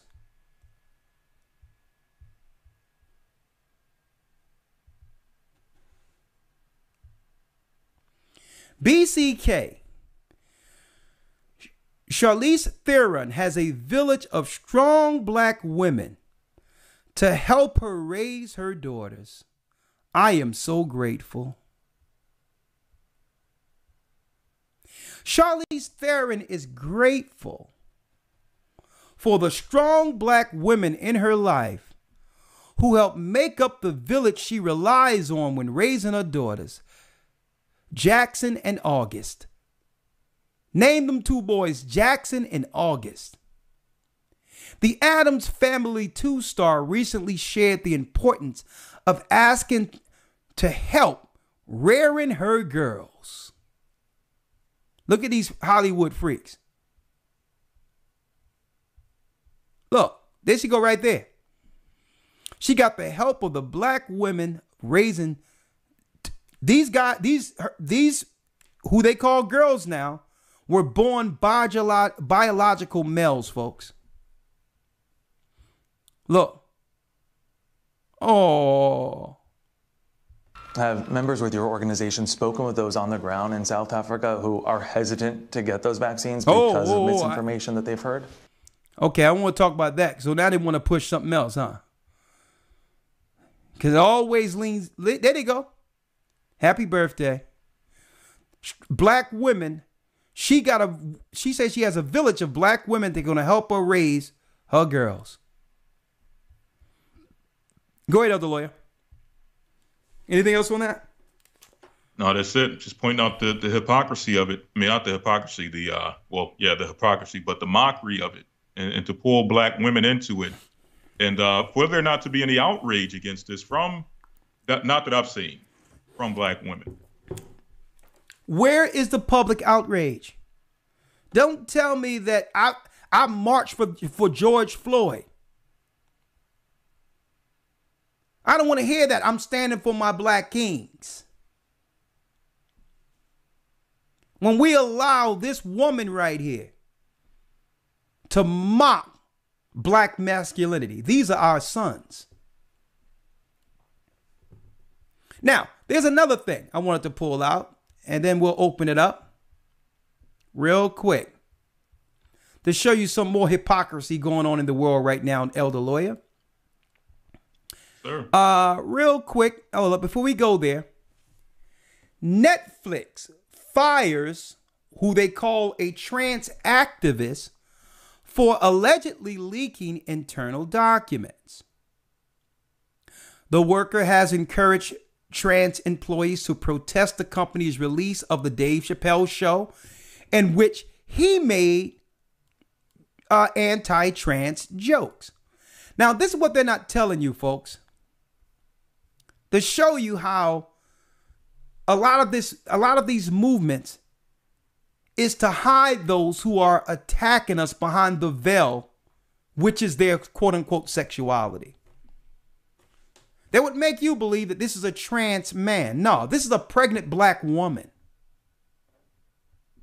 A pregnant black woman who worked for Netflix. Folks, a pregnant black woman was trying to get what? Was trying to join others to get Dave Chappelle's special canceled. But no, the corporate controllers of Netflix fired this sister because her being vindictive, because they didn't want to what? Cancel him. She started leaking private financial information between Dave Chappelle and Netflix. And they fired her for that. And to hide her identity, they're telling you, oh no, it's a trans man. No, this is a pregnant black woman.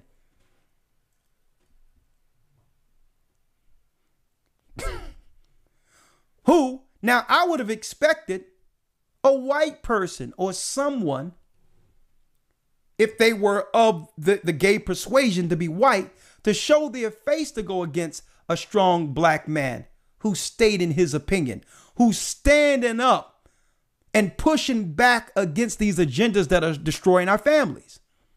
But no, a pregnant sister felt empowered to the degree that she can try to get Netflix to cancel a black man. This is how far this thing has become, folks. She's going to do all this on Netflix to cancel Dave Chappelle, who's only telling the truth that a black man can actually be incentivized and celebrated for killing a black man. But that same black man is canceled if he hurt the feelings of a gay person with words. What's wrong with that picture? Now, she got herself fired trying to go against a black man, right? But, like I said earlier, Elder Lawyer,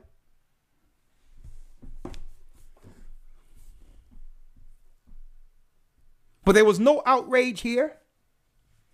If she got the power to try to get a black man fired from a powerhouse called Netflix, in that position where she can actually go and knock on the big wig doors, you couldn't go to Netflix and say, yo, what's going on with this white woman who's trying to turn little black boys into black girls? See, this is the vindictive spirit, folks. At the end of the day, it's exactly what Albert Pike was planning. The destruction of the nuclear family, and to attack anything that would actually do what? Establish a moral line between God and those who would follow Satan. Last story, Elder Lawyer, before we open it up. I'm going to ask anyone out there.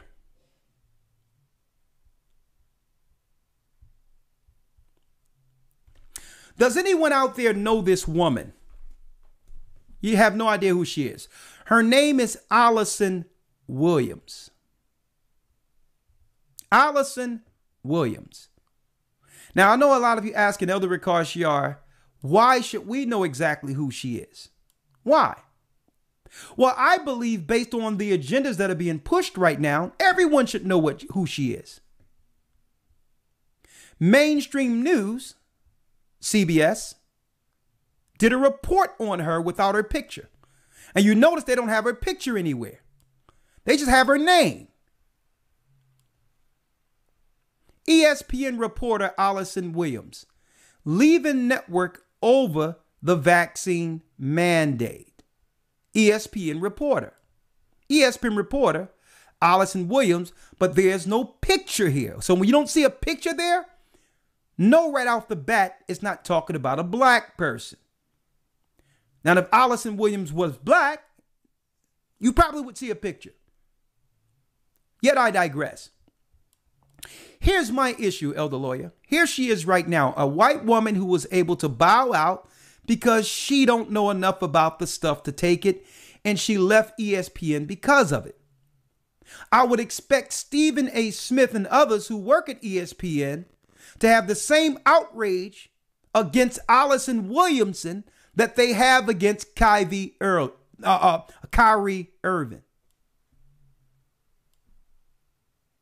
You talking about Kyrie Irving isn't being a team player. Hey, she's a part of who? Stephen A. Smith's team. So why aren't you calling out your team and the people that aren't playing right concerning this mandate, Stephen A.? You calling out Kyrie for not being a team player. You got a white woman who's a part of your team at ESPN that you haven't said anything about and try to make an example of, but yet we cannot hear Kyrie's name spoken out there without any vitriol, negative. And I know you're wondering why I'm bringing both of these together, because it's the same tactics are used for either side.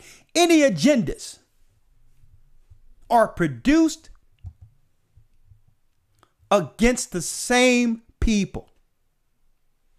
Every agenda at the end of the day is against us. They don't want no male figures, no strong male figures, and they especially don't want any black strong men. Who's going to stand against the injustices that are done against our people? So I just wanted to point this out so that, because I know others are going to take this up. Okay. Cardi B, when she put something out there, not Cardi B, excuse me, Nicki Minaj, when she started asking questions, she was dragged through the mud. But how can this white woman by the name of Allison Williams bow out with no fanfare, with no one degrading her, with no one making it hard for her to get another job someplace else? How can this white woman say that she's going to leave a network and she's going to pop up somewhere else? That's why they're not showing her picture, folks. She will resurface unscathed.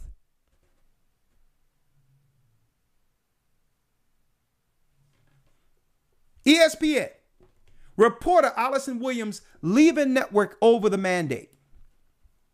And you notice they didn't have her picture. Why? Because they say, listen, we're going to keep this quiet. Don't worry about it. We'll just have you pop up someplace else. Because right now, guess what? You're not the target. Stephen A., where's your outrage? Allison Williams isn't being a good team player. Here she go right here, folks.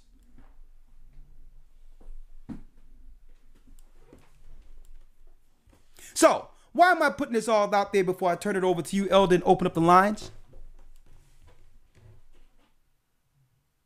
There's so much confusion out there. We don't know what side to take. We don't understand how to aim proper outrage or where to begin to fight in which on a level in which we'll make a difference. And this is why, Elder Lawyer, I took everyone back to the Bible. This is why I started with the Bible. So that now we'll have a platform to begin to push back with. To say, well, no, I will not be politically swayed through my emotions on any topic without understanding the morality of those who are influencing the public. I first need to know where their moral standards are before I'm moved by anything they're saying. See what I'm saying, Elder Lawyer? Yes, sir. That's the start. This is where you can start to make a difference. Our topic today, you see it. So a lot of people don't know, where can we start? Well, that's easy. Start with a moral code according to the Bible and set that standard. When it comes to our children, know who we're trusting to spend long hours with, who we're trusting for our children to spend long hours around. That's where we start. Set a line, a moral code. You don't have to offend someone by saying, well, listen, I can't do business with you because why? I don't agree with your lifestyle.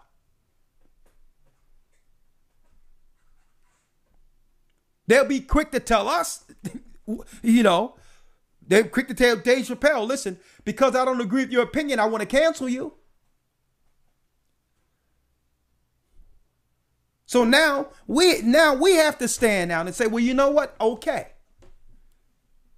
I'm going to start basing who I do business with and who's around my circle based on the moral code or lack thereof attached to that particular individual. And then I will tell a person straight out. Right? I don't care where I am. If I'm out at a restaurant, I'm not going to disrespect someone. But if a guy come to my table operating in the wrong, in the wrong spirit, I'm going to be like, well, it's cool. I'll just go to I'll look around and I'll gauge the room, Elder Lawyer, for a heterosexual type of zone. I'll look around and I'll scan the room and see if there's any straight things operating that's serving at a restaurant. I'll go to the host and say, yo, I need to be in that section over there. Well, you don't like the table? Oh, no, it's cool. The air is fine. I'm checking out the air conditioner over that spot over there. The heat high is flowing over there. I want to slide over to the hetero type zones. Okay. We have to start taking a close look at who is teaching our children. What are their ideologies? And folks, brothers, sisters in particular, and brothers, sisters in particular, because you're over the households. A lot of these households. You have to take your children from under the influence of anyone who has liberal thinking. Liberal thinking. That means if they think like a Democrat, and I'm going to say that in specific. I'm not saying whether or not they think like a Republican. Republican out of the way. If they think like a Democrat, you must watch them. Because if you want to know what Democrats do, look at our communities where we've been voting Democrat for decades now. That's what they do. Anyone that these free spirits, live and let live, do drugs and it's okay. What you do with your body is okay. The free sex spirit. You can be any spiritual you want. It doesn't matter about the family. Live and let live. That's all liberal thinking, and it's satanic. And then we have to make a stand starting with these holidays and do what? Cancel Halloween. Cancel Halloween, which is really the holiday holiday of Satan that allowed people to begin to cross-dress and do what they wanted to do and be accepted. Elder Lawyer, I'm gonna pass it over to you, and I'm ready to open up the lines in a minute. Yes, sir. First and foremost, I want to say shalom to the family, and in going through some of the information and the articles that you presented, you brought up the controversy at Netflix concerning someone who was African American, I'm assuming, who identifies as trans. Yeah. And because they identify as trans, they felt that the comedy special presented by Mr. Dave Chappelle, brilliant, I might state, and I want to kind of build my speaking point or talking point off of that. There's many things he said that were profound, but there's one thing in particular that I want to highlight. Yeah. Okay. But just dealing with the person who decided that they wanted to try to organize a walkout or a protest at Netflix. Some of the initial reports made it seem as if Netflix simply fired this person because they were speaking up for their community, which, again, this African-American person identifies their community not as African-American or Black. Again, and listen, we understand those terms don't necessarily identify us as our true heritage, but nonetheless, these are the terms and the labels that our people fall under, that they identify with. So to make the point, this person was an African-American who could be considered an oppressed class under African-American, puts their sexuality before their race. They identify more so with trans than they do with their race. That's not the point. The point is that initially they try to make it seem as if this person was simply sticking up for themselves and sticking up for their community. And because of that, they were disciplined. They were fired. When in reality, and I believe that in this particular article, they highlighted that this was over them releasing information to the public that was not supposed to be released. She released information. She's a pregnant Black woman who identifies as a trans man. But go on. She's a pregnant Black woman who's now, she don't even have a job for her baby to be able to take care of her baby on this, you know, going hard in the paint for these other people who can care less about her. But go on. Exactly. Now, hard in the paint, huh? So to make the point I wanted to make, and again, you know, the Chappelle special, whatever you think about Mr. Dave Chappelle as a comedian, whatever you think about him as a person or what have you, you have to admit, even the harshest critics have to admit that a lot of the points that were brought up, a lot of the talking points were thought-provoking, in the sense that even if you necessarily don't agree with his delivery, what he says, or what have you, the points that were brought up were thought-provoking to the point where you have to start, a conversation is started. And, you know, even people who may have been tilted to one side of the argument, towards the LGBTQ side of the argument, have to ask themselves some very serious questions. And one of the things he mentioned during the special that I thought was very profound is, can a gay person be racist? And that's a profound question. Because if the answer is yes, if a person who claims they want equality, if a person says that they want freedom from bigotry, freedom from prejudice, if that person themselves can exhibit prejudice, if that person themselves can exhibit being partial, then it kind of equals the playing field, so to speak. It makes it to where those who are taking the high ground or have attempted to take the high ground is saying that because they want equality for their sexual preference, they want justice for their sexual preference, they want non-partiality for their sexual preference.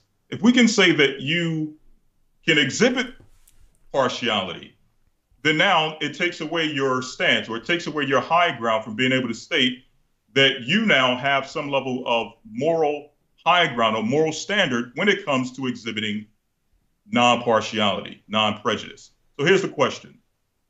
If a gay person, if the answer is yes, that a gay person can be gay, but also can be racist, the question is, what are some of the other crimes that a gay person can be guilty of? And to answer that, I'm going to use the Bible to set the precedent. Okay. I'm going to use this to set the precedent. Starting off in Genesis 6 and 5. And we're going to ask ourselves, as we read these scriptures, we're going to ask, when God makes these statements in the Bible, when the Word of God makes these statements, are these statements directed towards only heterosexuals, or is it speaking to mankind as a whole? And if so, can homosexuals also be included, or those who identify as LGBTQ, can they also be identified as the audience in these scriptures? Genesis 6 and 5. And God saw that the wickedness of man was great in the earth, and that every imagination of the thoughts of their heart was only evil continually. So, question, is God only speaking to heterosexuals? Or can those who identify as homosexual, trans, non-binary, can they also be included in this statement? Can they also be the men, or whatever you identify as? Can you also be identified as one whose imagination is evil from your youth, and your heart is full of evil continually? Can you be included in that conversation? Genesis 8 and 21. I will not again curse the ground anymore for man's sake, for the imagination of man's heart is evil from his youth. Does this only apply to heterosexuals? Do only heterosexuals have evil imaginations against God from their youth? Or can those who identify as LGBTQ, can they also have evil imaginations against God from their youth? Continuing, Psalms 14, 2 through 3. The Lord looked down from heaven upon the children of men to see if there were any that did understand and seek God. They are all gone aside. They are all become filthy. There is none that doeth good, no, not one. Question, did God only look down upon the heterosexuals? Or is he also looking upon LGBTQ and saying, I'm looking for any that seek God, and I have found none? When God says that they've all gone against God, is he only speaking of heterosexuals? Or can we include LGBTQ? If heterosexuals, it says, I'm going to read it again, they are altogether become filthy. If heterosexuals can be called filthy by God, can those who identify as homosexual also be considered filthy by God? They say they want equality. They say they want the playing field to be equal, non-partiality. Well, according to the Word of God, we're making this partial according to the Word of God and showing you that, hey, if it can be applied to the heterosexual, who else can it be applied to? Can it be applied to the homosexual? Can it be applied to LGBTQ or anyone who identifies under those labels? Continuing, behold, I was shapen in iniquity, and in sin did my mother conceive me. Can homosexuals live sinful lives as a result of being shaped in iniquity? Ecclesiastes 9 and 3. The heart of the sons of men is full of evil, and madness is in their hearts while they live. Is this only applied to heterosexuals? Do only heterosexuals live their life in madness and in evil all their life and eventually die?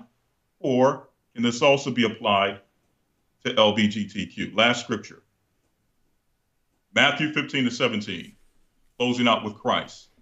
Do ye not yet understand that whatsoever entereth in at the mouth goeth into the belly and is cast into the draught? But those things which proceed out from the heart, or out of the mouth, from the heart, they defile a man. And let's listen to these things. For out of the heart proceed evil thoughts. And we're asking ourselves the question, are heterosexuals only guilty of these things, of these, we can say crimes or sins, or can we include LGBTQ as well? regardless of where you fall under those letters, right? Listen to the crimes against God and humanity. For out of the heart proceedeth evil thoughts, murders, adulteries, fornications, thefts, false witness, and blasphemies. Question. If God is speaking, or if Christ is speaking about mankind in general, is it possible that a person who identifies as LGBTQ, is it possible for them to exhibit evil thoughts? Is it possible for them to commit murder? Is it possible for them to commit adultery? Is it possible for them to commit fornication, including things such as molestation? We have to ask ourselves, the people who are committing molestation, is it only heterosexuals or those who identify as LGBTQ? I'm trying to be careful with my words. Those who identify under LGBTQ, can they also be guilty and have been guilty of committing fornication or acts of fornication, such as molestation? Is that possible? Is it possible for someone who identifies as LGBTQ to steal, to be a thief? Is it possible for someone to identify as LGBTQ to be a liar, to have ulterior motives, to not be altruistic in their agenda? Is it possible for someone who identifies as LGBTQ to commit blasphemy? And if the answer is yes, am I homophobic? Am I transphobic? Am I anti-gay?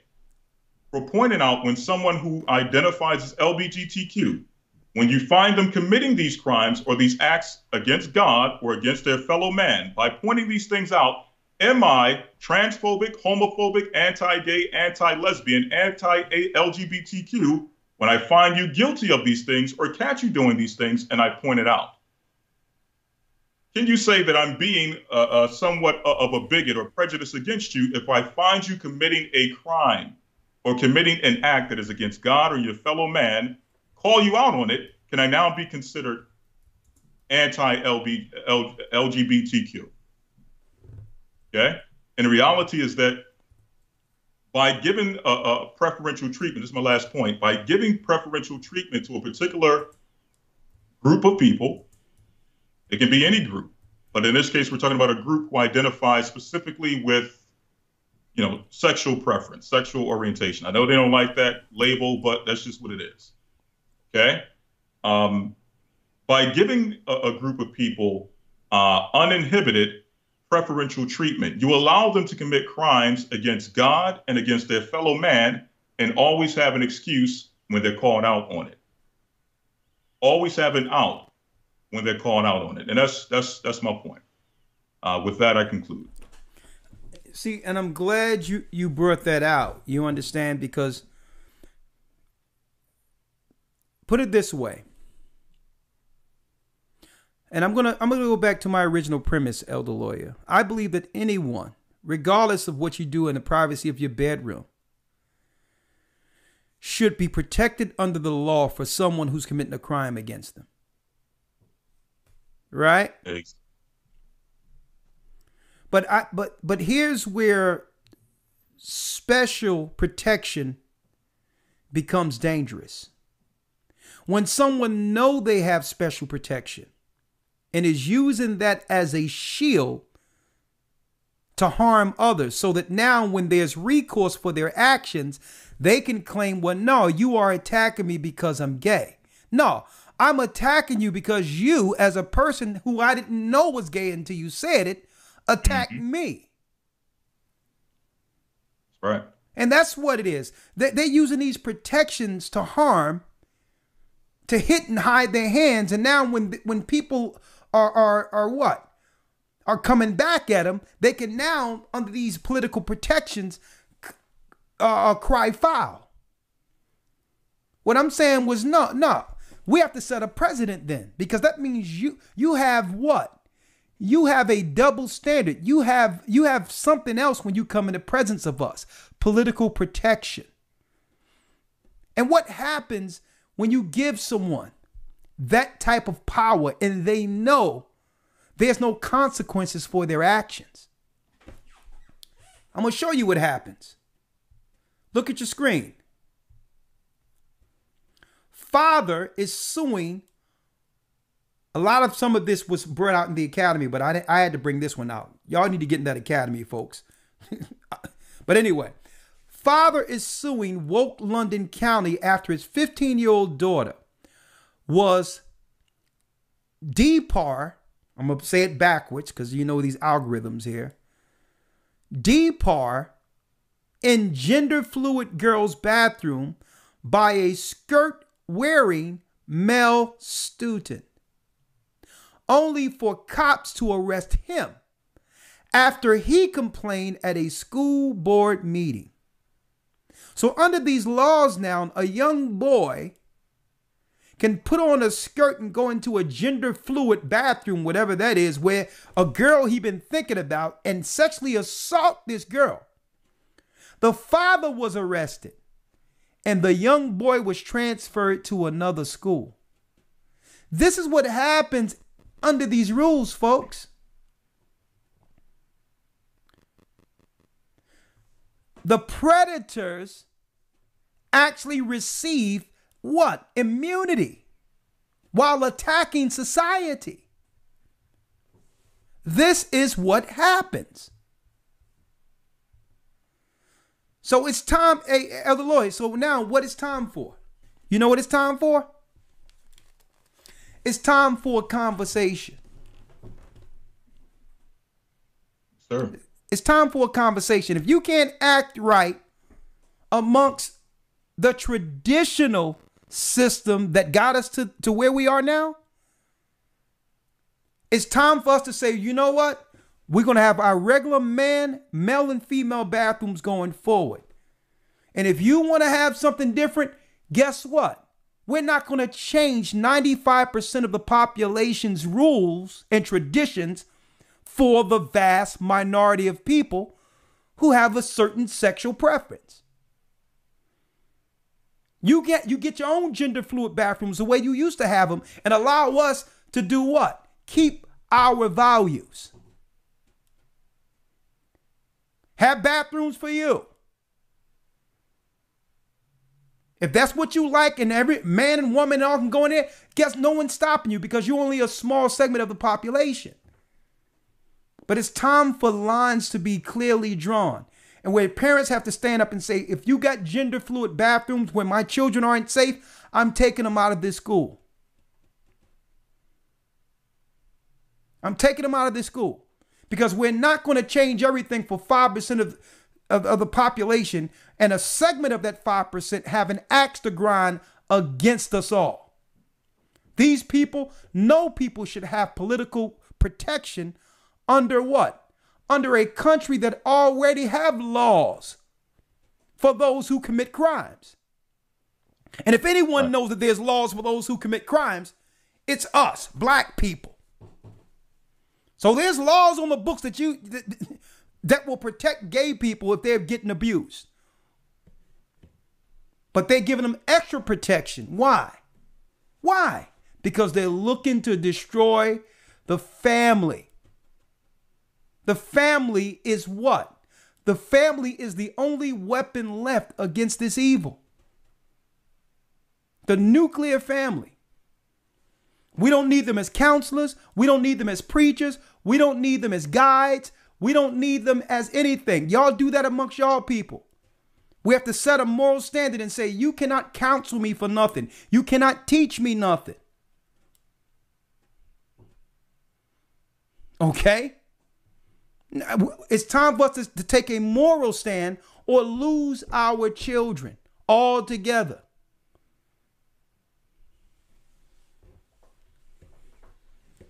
The insane is running the asylum.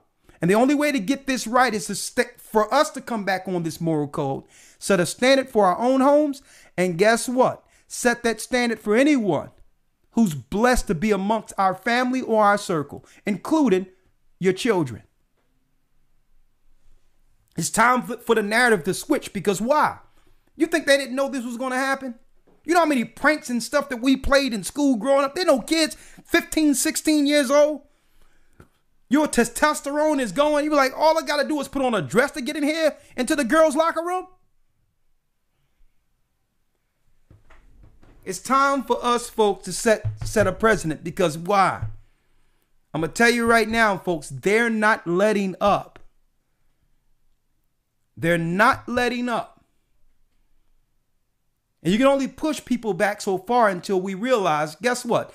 This wasn't about, how can you complain that, how can you get all these rights? Claiming you were abused and become the abuser.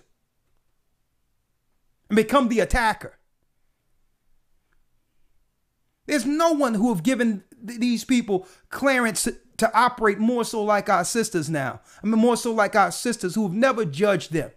And now they're on these rumor programs and all these other programs, these all over the place, just talking down on sisters, attacking sisters on these radio programs. Oh, her nails, she need to get her hair done. She was ashy. I'm like, who give them the upper moral ground to speak down on sisters, some of the only few people who've supported you?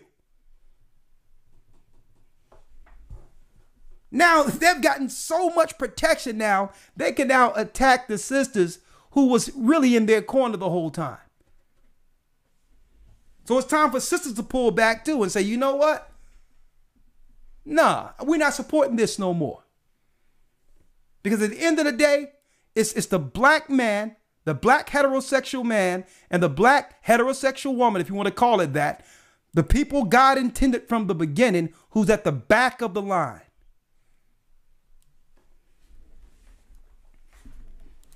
Elder Lawyer, anything else before we pull in the calls here? No, sir. Let's go to the calls. Okay, and let's talk about it. What are we talking about? The vindictive spirit of Sodom. It's time for the righteous. We must now gain control against the victim narrative. We must gain control over the narrative no more. Okay? Why is it that when a black man dies, just a black man died? It had nothing to do with what his sexual preference was. But if a gay man dies or get killed, still black, he must be highlighted because it must have been a crime against his sexual preference. Something is seriously wrong when thousands of black men get killed every year. Crimes go unsolved in America when it comes to black men, and none of us should be harmed. But yet you're going to highlight the gay life, the gay people who get killed that are black, and only 28 of them died. Not to say any number is good, but compare 28 black people who's dealing with that lifestyle compared to the thousands in America, and none of those stories are ever make headlines. What's wrong with that? They would have us believe that there's some epidemic of people stalking and taking down people who's in that community. It's time for us to say no more. I don't think anyone should bully or come against a person regardless of what their sexual persuasions are. I don't think anyone should get special attention or special protections politically, because usually they abuse that protection. Mm-hmm.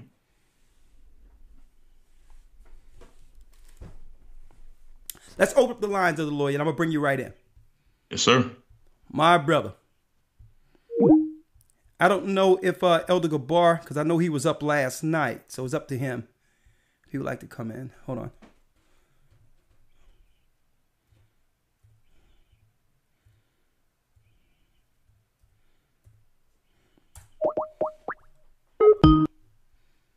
Blog Talk Radio. Welcome to Blog Talk Radio. Please hold and you will be able to listen to the show. Okay. Unmuted. Okay, I'm live on Blog Talk. It's time for us to take control. I mean, we've been losing ground for how many years without saying anything? And guess what? And no one is talking about coming against anyone. But it seems like these rules that are on the books are now being targeted at our children.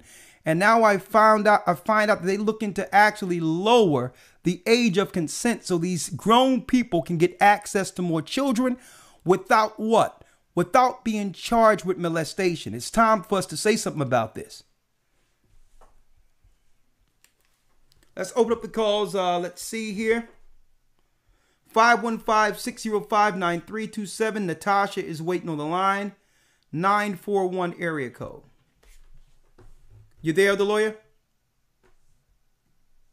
Yes, sir. Okay, great. I got you on anytime you like to say something. All right, Natasha, you're live. How you doing, Elder? How you doing, Elder Lawyer? You hit it on the nail. It's very prevalent in the schools. You know, again, being that I work in the school or whatnot, and they are hired. It's hired everywhere. The counselors, teachers, principals. It's like it's very well protected. You know, and it's around the kids. And again, like I said, you know, who are starting with, you know, around elementary, and it's gotten so freely, you know, that it's just, like I said, it's everywhere. You know, the counselors, and then, you know, you can't say anything. You can't say anything about it, because if you do, you know, that's being raped. You know, it's being racist, or, you know, you feel a certain way about someone, you know, how should I say? What's the word I'm looking for? I'm so sorry. You being biased, like you know, well, what's wrong with them or whatnot. And it's being taught, and it's being taught in schools, you know, when you have your kids and they go to the counselors or whatnot, you know, it's there. You know, it's okay for them to, you know. Well, let me ask you, because what you're saying is apparent. It is there.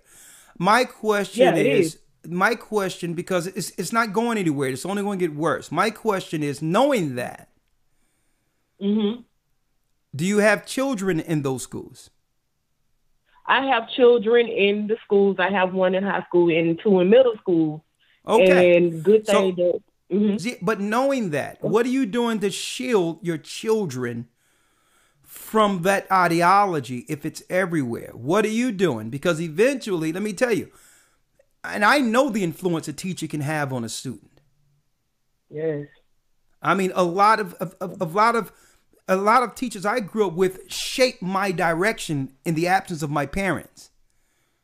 Yeah. When they sing certain talents, they say, "Yo, why don't you join theater? Why don't you go into the art club? Why don't you? What do you think about this?" So it was outside my parents, when it was really the community were all churchgoers. So there was really not like it is now, where you got Satanists and all types of perversions and all that in our inner city schools. Yeah. And so what I'm saying is, we need to do something, because that in of itself is a disadvantage. Because when you go into the suburbs and other schools outside of our community, it's so different. They don't allow so when I'm asking but when I'm asking you, knowing that they may push these progressive ideas on your children against your moral code, what are you doing to move your children out of harm's way, so that they're not affected? Affected by these people. I have one, you know, me and my family, we pray every morning before they go to school. And I've had conversations with them. I keep conversations with them about that. You know, that they know that it's wrong. I've actually changed schools a couple times, you know, if it was something that I didn't like. You know, I've changed schools before. You know, I took them out public and put them in, you know, something a little more smaller or whatnot. But even the smaller ones are getting out of hand now. Let me show you. Let me give you an example and tell me if this is something along the lines you've done. Right? They tried to teach sex education in our schools during the time. At one time, they first it was hygiene. And they wanted to bring in, I don't know what hygiene class. We're talking about, we learned to wash up at home. What are you talking about? But it was called hygiene. Then they wanted to go into sex education, where, you know, one of my peoples came up to the school and say, well, nah, I don't want him learning that. Okay. So what I'm saying is we must find out what the curriculums are that's being given to our children. Pick and choose, and then go to the administrator and let them know the things which compromises you being able to raise your son and daughter traditionally.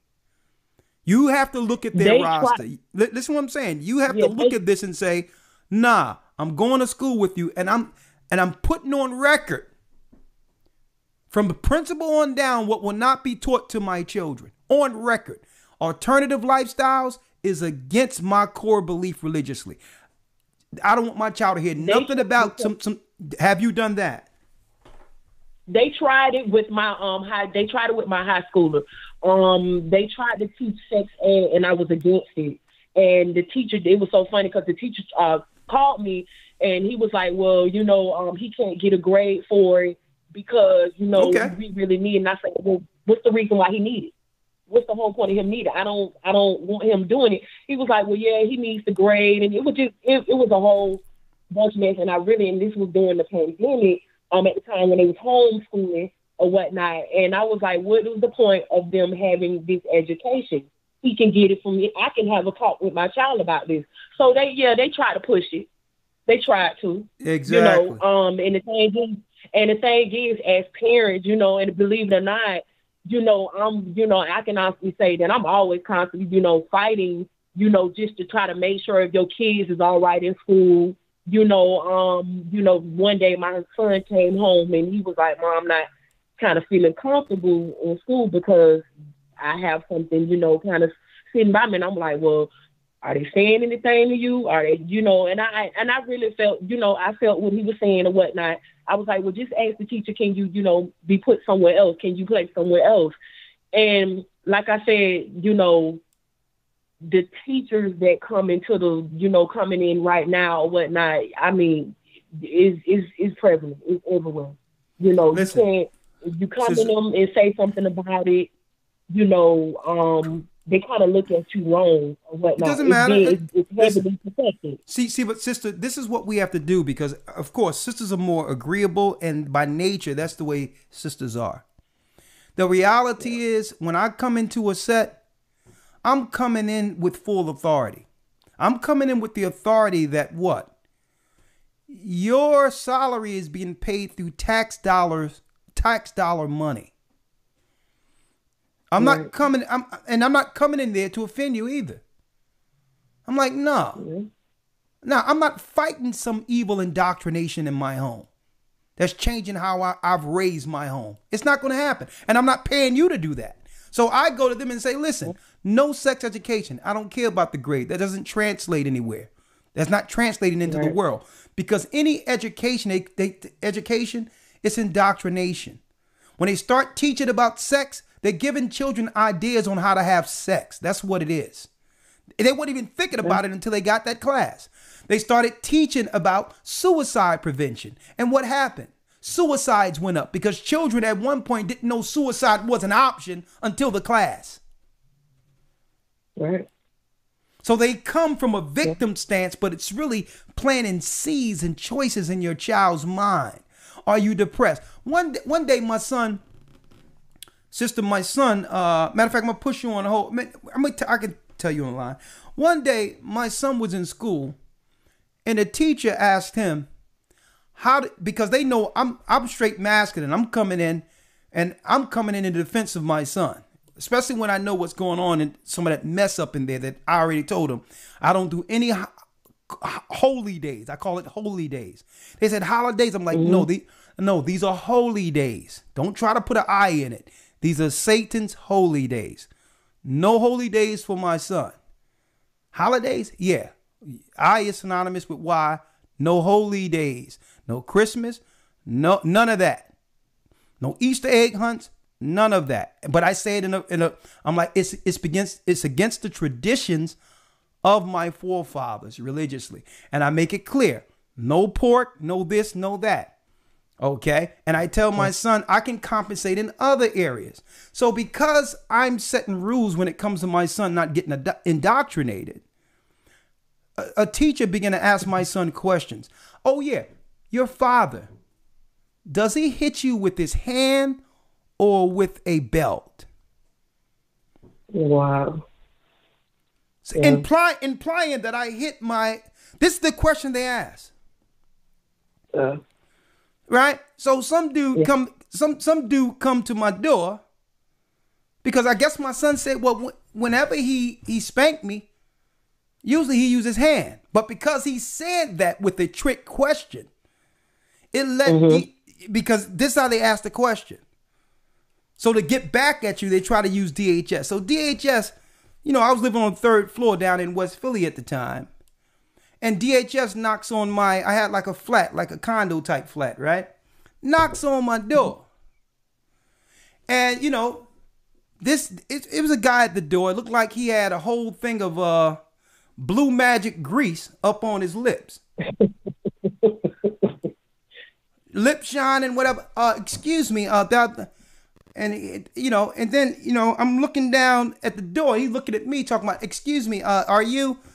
I'm like, can you get your feet from out of my door? I'm just saying, I'm here. I'm like, listen, dude, you're going to back up off. I'm from I don't care where you're from. You're going to back up off my door, sir. I'm a holy man, but I'll pray over you afterward. You understand me? Looked like he had a whole thing of blue magic with glitter up on his lips, trying to tell me what. I'm like, listen. He says, but do you abuse? I'm like, listen, dude, back off. Okay, whatever you have, leave in my mailbox. Never seen him again. Of course, they had some stuff, but I don't deal with that crap.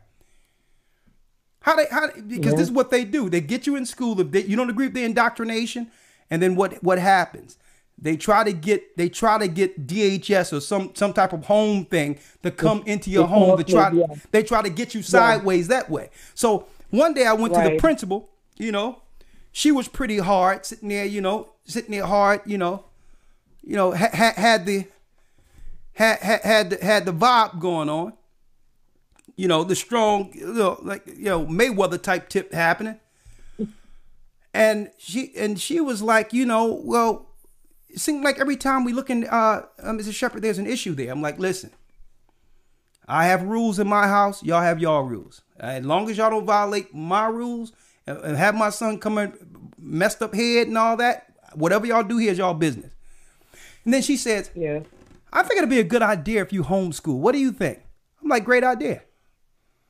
He says, here's Agora homeschool. It's great. She had the paperwork waiting for me and everything. She had she had the paperwork waiting. She looked up the homeschool for me. There was computers coming to my house, microscopes, another computer. I was working at home and he was right beside me. Because they realized I was going to be there every time they bring some crap. And they send my son home with some crap that I would have to now chastise him for. Because that's what's going on. They're turning our children against us. Yeah, they turn our children against us. Yeah. So, hey. Yeah. And I had to let her know. She went to ask my twins, questions, and I had to let her know my house is not broken. My children are not broken. Yeah. You know, and I had to back. And she backed off. And I let her know that any conversations that she have, you call me. Feel free to talk to me and call me about anything you want to know. So that pretty much lifts everything up. But you're right, Elder. You all right. Oh yeah, I think I triggered something in people when I said that blue magic. When lotion was missing. Yeah. When you had no lotion, boy, that blue magic. You sitting there working at that thing happening, all on the calves and everything. Oh, let's get the next one. 228 area code. I know lawyer cracking up. 228 area code. Let's get the next one. Shalom, Elder Shalom. This is son of Judah, Brother Hayes, Brother Kenneth Hayes. Hey, how you doing?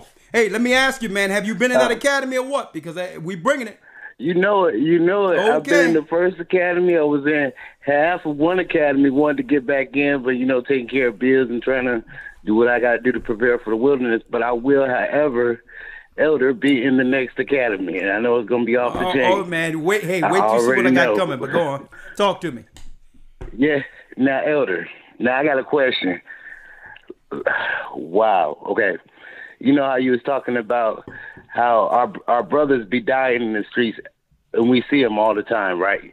But they paint this negative picture, a portrait of our brothers to make us go against our own people.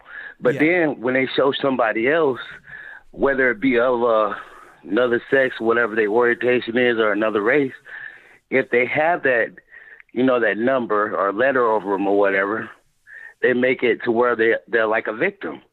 Well, my question is it propaganda? Could it be propaganda that when we see our brothers die innocently and they make them out to be bad, but then it be somebody else dying, and as long as they're part of, got a letter on them, they make them like out to be a victim, so we would feel, some type of way, some type of sorry for them, and maybe that could be planting seeds in us to like, you start to accept it, you start to be like, oh, and that person, you know what kind of question I'm trying to ask, right? Yeah. That you start to feel sorry. Yeah. And you start to accept, See, but we know that's wrong. Listen. First of all, no one is a monolith, right? Which means I don't feel a certain type of way about something that I had nothing to do with. I didn't do nothing to you. So I'm not going to get all pressed upon that. I'm going to deal with, and this is what propaganda does, brother. And this is how you look. This is how you look at the news going forward. Any protected group where they'll make special laws to protect, the media is actually letting you know outright the exact group that they're using to attack you. That's a telltale sign for those who are on the side. That victim thing isn't because they care about these people and their plights in particular. Understand, everything on the media is politicized. So if they're having it's like if they're putting a protective group there, they've already sat there and say, the way we're using this particular group, there will be pushback from society as a whole. So we're not going to move this agenda cannot be moved if we don't give them special political asylum or protection first, immunity, or the people going to push back and stop them. So every group while using this. Yeah, so I don't deal with I don't deal with no sob stories, all that playing the violin and the piano saying, Dad, I got something to tell you. Dad, I don't deal. I turn the music down because I don't want to hear it. Dad, I got something to tell you. I've been struggling for a long time, and George, who you thought was on the basketball team. Yes. I'm not going for none of that. And then the father start crying, saying, "Boy, son, I knew." I'm not dealing with none of that crap. I didn't do anything against you. Wow. I'm not dealing with the violin, the piano. I don't want to hear your coming out story. Because I'm not telling you when do heterosexual people or people who naturally got to say, I'm coming out as a person who like women? Elder. I'm not dealing with none of that mess. Is that like their lesser magic? Yeah. Really what they're doing, brother, when they put these groups out there like that, they're giving that group political protection, knowing the harm it's going to cause in society. There is no black people or people coming against Asians over Asian hate, over this hate or that hate. It's political protection of a group they're using to attack us.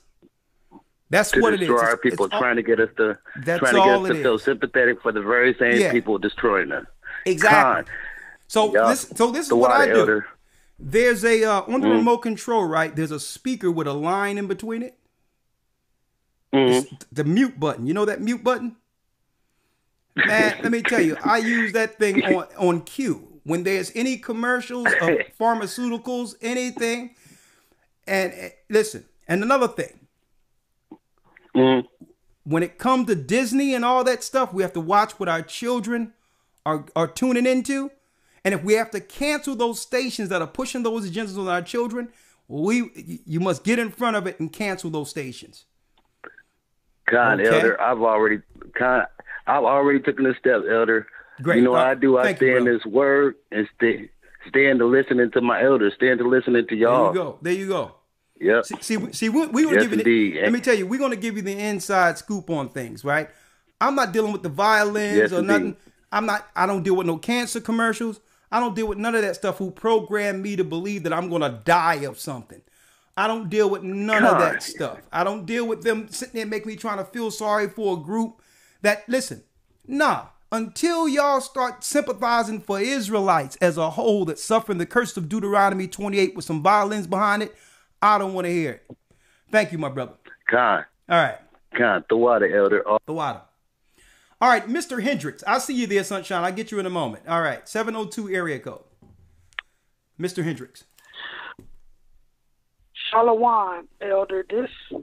I'm just calling on a regards because basically you said some true facts that's basically going on with my situation. I'm a single dad of a 5-year-old daughter, and it's different when a man is raising a girl when she just came out the womb since birth.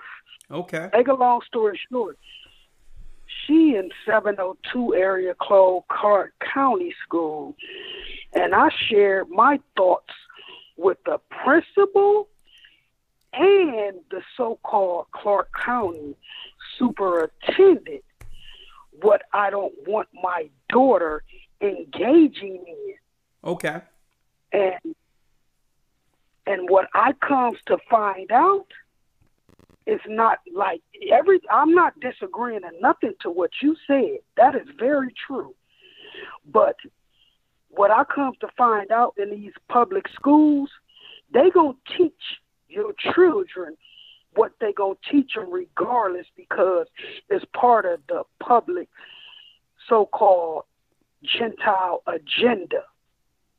Even though I already gave them heads up, I don't want my daughter engaging in nothing that comes on the calendar. You know, the principal tells me she don't know what the teacher's teaching. I told her teacher ahead of time, but that let me know they're going to continue to teach these children whatever they want them to teach them. So what I'm going to do is, like, when it comes to, like, what we in the season now, Halloween, like, for example, she's not going to go to school on so-called Friday because I already know they're going to so-called celebrate the Halloween by it being on a weekend, have parties or whatever. Same thing for other holidays.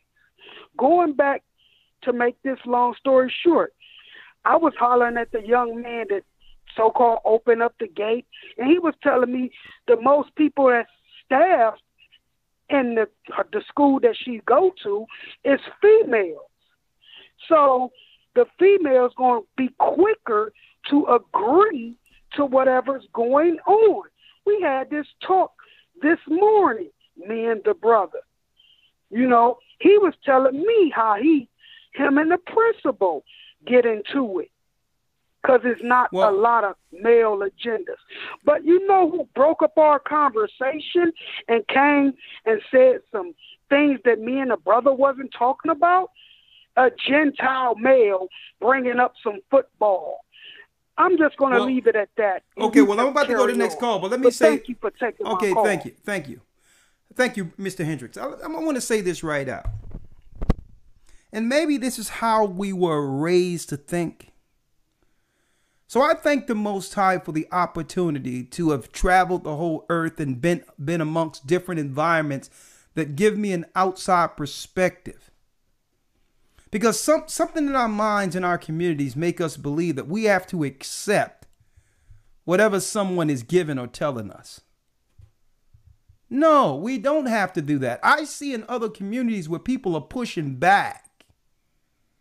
And they say, no, it's our tax dollars that's funding you. Where they're going to certain meetings and finding out who's going to be the next administrator, who's going to replace who? The principal that the community is getting rid of. Okay? So this lack spirit to believe that they're going to do it anyway is why they continue to do it. If we come together and say, well, listen, you know that's tax money, right? And guess what? If y'all continue to send these freaks over here, guess what? You're not going to have a job politically. We're going to get you out of here. And other communities outside of our communities does exactly that. They set the standard for what's being taught in their communities. And when I don't care whether or not they're trying to bring the flag and everything else, I've seen communities say, well, listen, y'all can take that in the black neighborhoods. Y'all can take that someplace else. It's not going on here. And you know what? Because their tax money pays for it. That's right. That's right. The school complies. A lot of you don't realize principals in all those other areas, these are political positions. These are political positions. So it's because we sit back and say there's nothing, they're going to do it anyway. Nah. It's time to push back and say, well, listen, if you're going to do that anyway, we're stopping everything. You're not going to teach our children sex before we got an opportunity to do so. You're going to let them know, I know what your mommy and daddy is, but did you know that there's something like this over here outside of your mommy and daddy? No, it's not going to happen. So it's only our people. And I can understand, but it's the defeated spirit we have thinking that there's no options and they're going to do it anyway. Nah, you have to get singular focus like they are.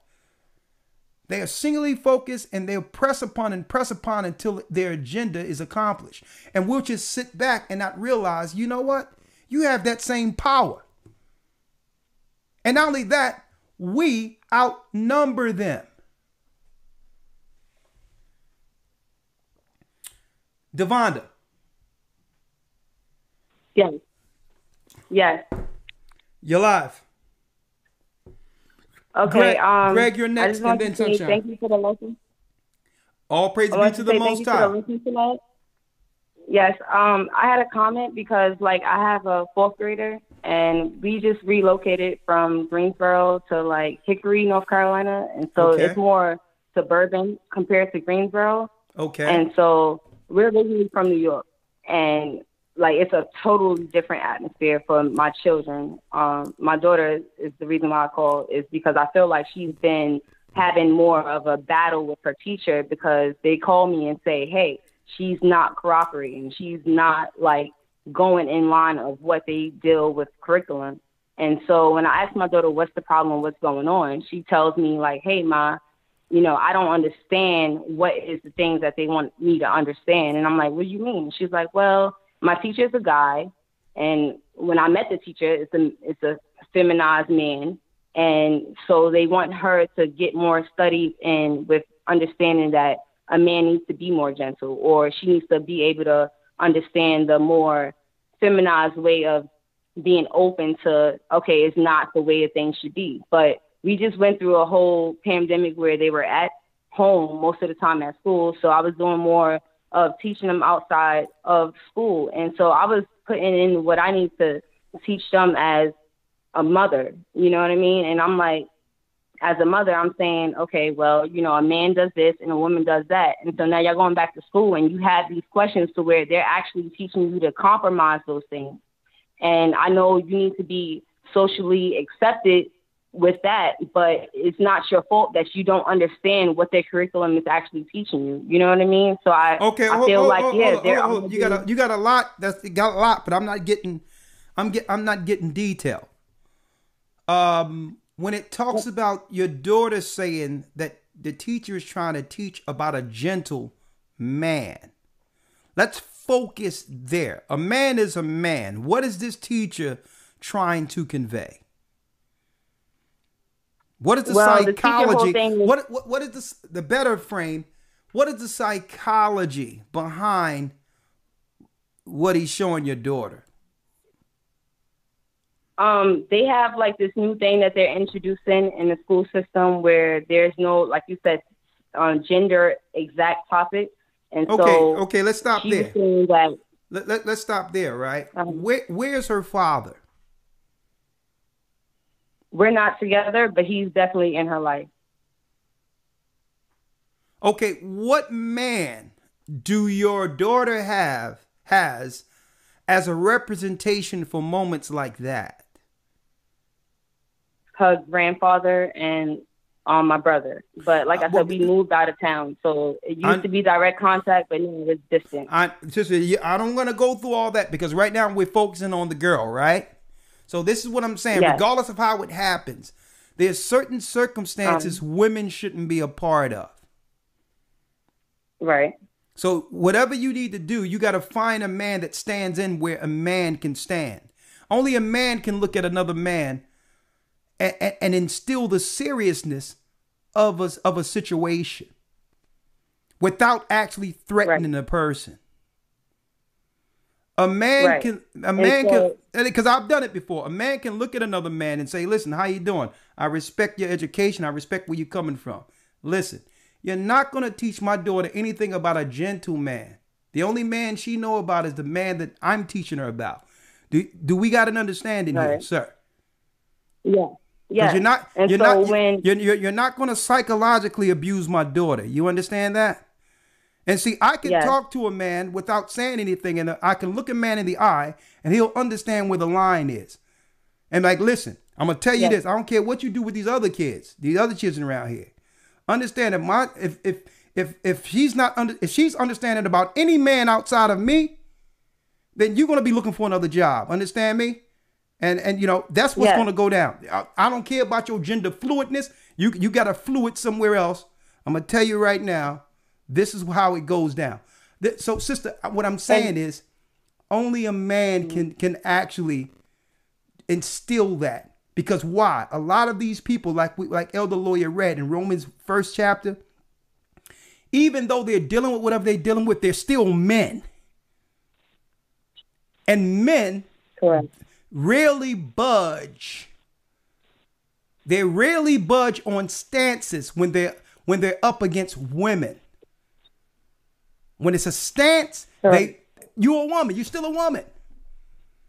Yes. So what I'm saying is just for the sake of her or any other child you might have, make sure you find man representation somewhere for moments like that. Okay? Okay. All right, go ahead. And so what I was saying was my daughter thing to me when I had a conversation with her, I'm like, what is it? Why your teachers acting like you're, the problem? What's going on? What are you doing that's not like following the rules? And in my own interpretation after having that conversation with my daughter was the fact that she's not used to a man moving and acting in a feminine position because she's used to being around my brother and my father who moves more differently than her male teacher now in this new environment. And so she's now defining. Yeah. Okay, so let's make it because clear. She's not becoming vulnerable to what he's trying to tell her, like, as a teacher, this is what you should be doing, regardless if I'm a male teacher or a female teacher. And I'm like, okay, that's where my daughter's crossing the lines at because she knows that, even as a man. Sister, real quick. She's clear of that now. She's clear of that now, correct? Yes. Yes. Okay. But what I'm saying is, and I hope this is the lesson that other sisters can understand, that men, people in position, and this is why they replace women with a lot of jobs men used to have. This is why women are agreeable by nature. They're less confrontational. They usually try to frame how to say something without offending a person or to come off or not to come off offensive. This is why the job force have replaced men with women. Don't you know there's a study that was out there in the corporate world that we used to deal with that I found out later in the corporate world that women, it takes women 3 to 4 months to ask for the same raise a man would. Did you know that? No, I didn't. Because everyone talks about the disparity in wages. Because women are more agreeable and because women are hesitant not to offend, sometimes it's to a fault to a degree that they'll wait to ask for a raise. What they'll do is they'll find out what's going on with everyone else working to see what their wages are. to get up the gumption to actually ask for what they deserve. And while they asking around, someone has already gotten a raise. Men. Right. The corporate world have replaced women because women by nature are less confrontational, and they have to think about how they're going to frame something, careful not to offend a person because they need to be nice, even at the expense of themselves. And it has nothing to do. That's how a woman should be. Okay, but Elder, like with them defining my child as the problem, like not really just the problem, but just defiant. Like, how do I approach that direction? Because like I obviously know that she knows to follow instructions, right? But it's certain things that she don't really comprehend when I say perhaps his position. You know, do I just say, hey, just go ahead and just do what you need to do and get out of there, or you know, you do still have to have a ground growing sand, you know? This is what you have to do, right? Don't put any pressure on her at all. Don't put any pressure on her. Just let her know that the areas in which she don't understand something fully, or she, you know, or she's running into a roadblock, that you'll help her with that. But just focus on the areas she excels. Okay. And just congratulate her in the areas she excels. The places where she's struggling at, just say, don't worry about that. I'll help you with that. Therefore, she's not hitting a roadblock and feeling like a failure. You're only congratulating her on her successes and helping her in the places she's struggling. But if she if she's frustrated and she see you're frustrated, then that's going to be an issue there, because it's going to run into the areas where she is excelling. She's going to feel like she's failing in both areas. Focus on what she does best and say, don't worry about the stuff that you're struggling in. I'll help you with that. But really compensate by congratulating her on the things she does well. Got it? Okay. And there you go. Yes, you got it. Absolutely. All right. Shalom. Shalom. All right. All right, let's go down the line here. All right, we have Eunice. Shalom. Okay. Shalom, Elder. How are you doing? I am doing okay. I am married, been married for 8 years, and we have 3 kids together. One is biologically his, but he has been a wonderful father to him. And I see as he goes, you know, when a young boy goes through puberty, you know, he needs a man, because there's certain things a man can teach him that I just can't. And I'm so grateful to have that, because a lot of people don't have a male figure. A male doesn't have a male figure to turn to when they're going through certain things, you know, hormones and such, you're raging, and you just need that man in your life. And I didn't have that growing up. I was raised by my grandmother. Okay. So I was not really taught about a lot of things that a woman goes through.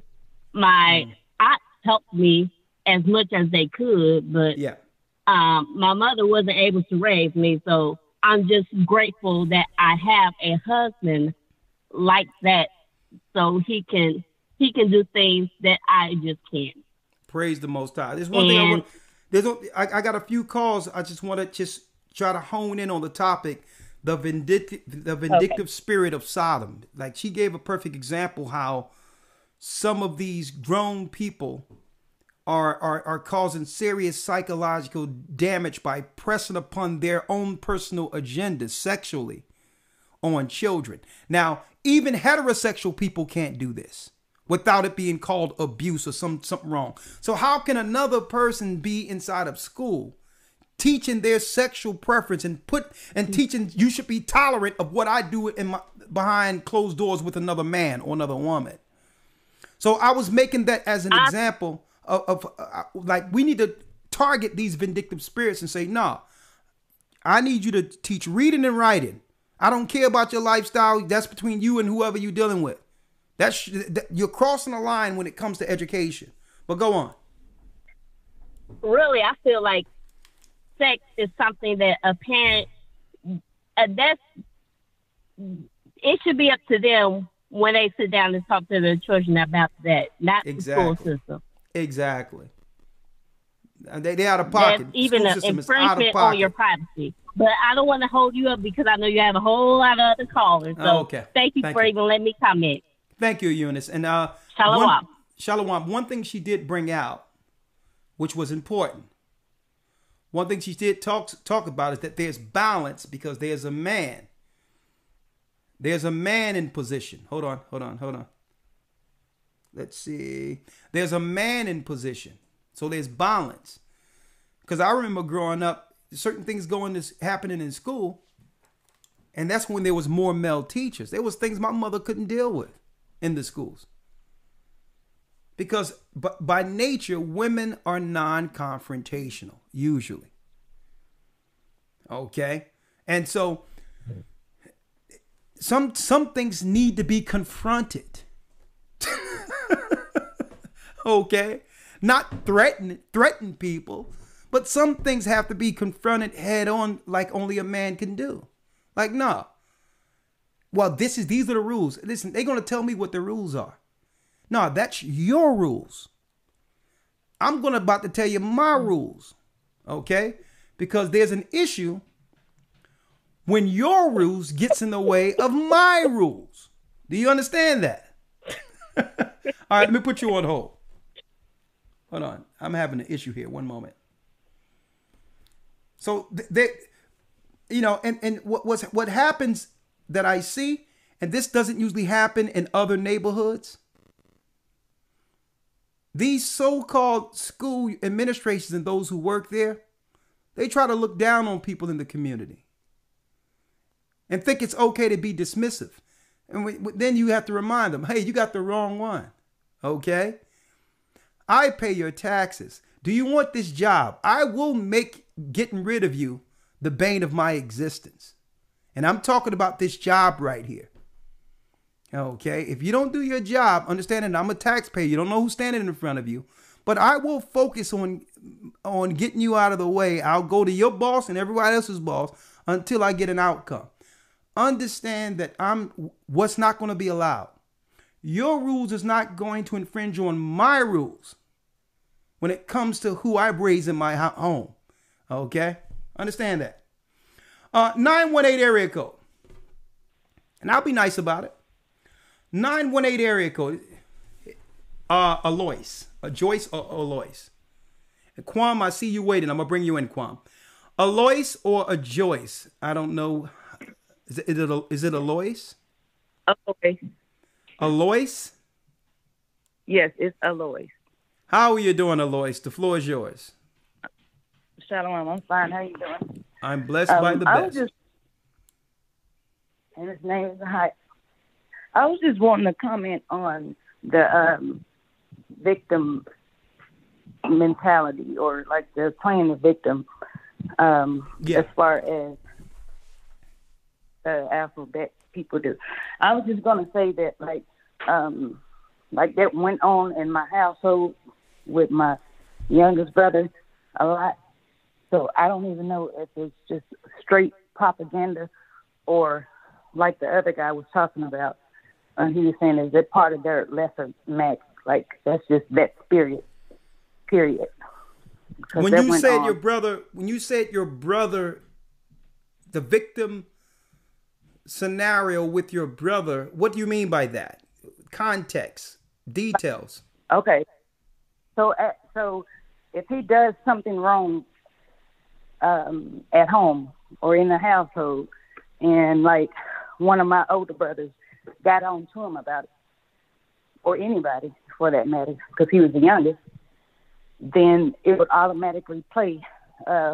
He would automatically play the victim and blame it on him being that way.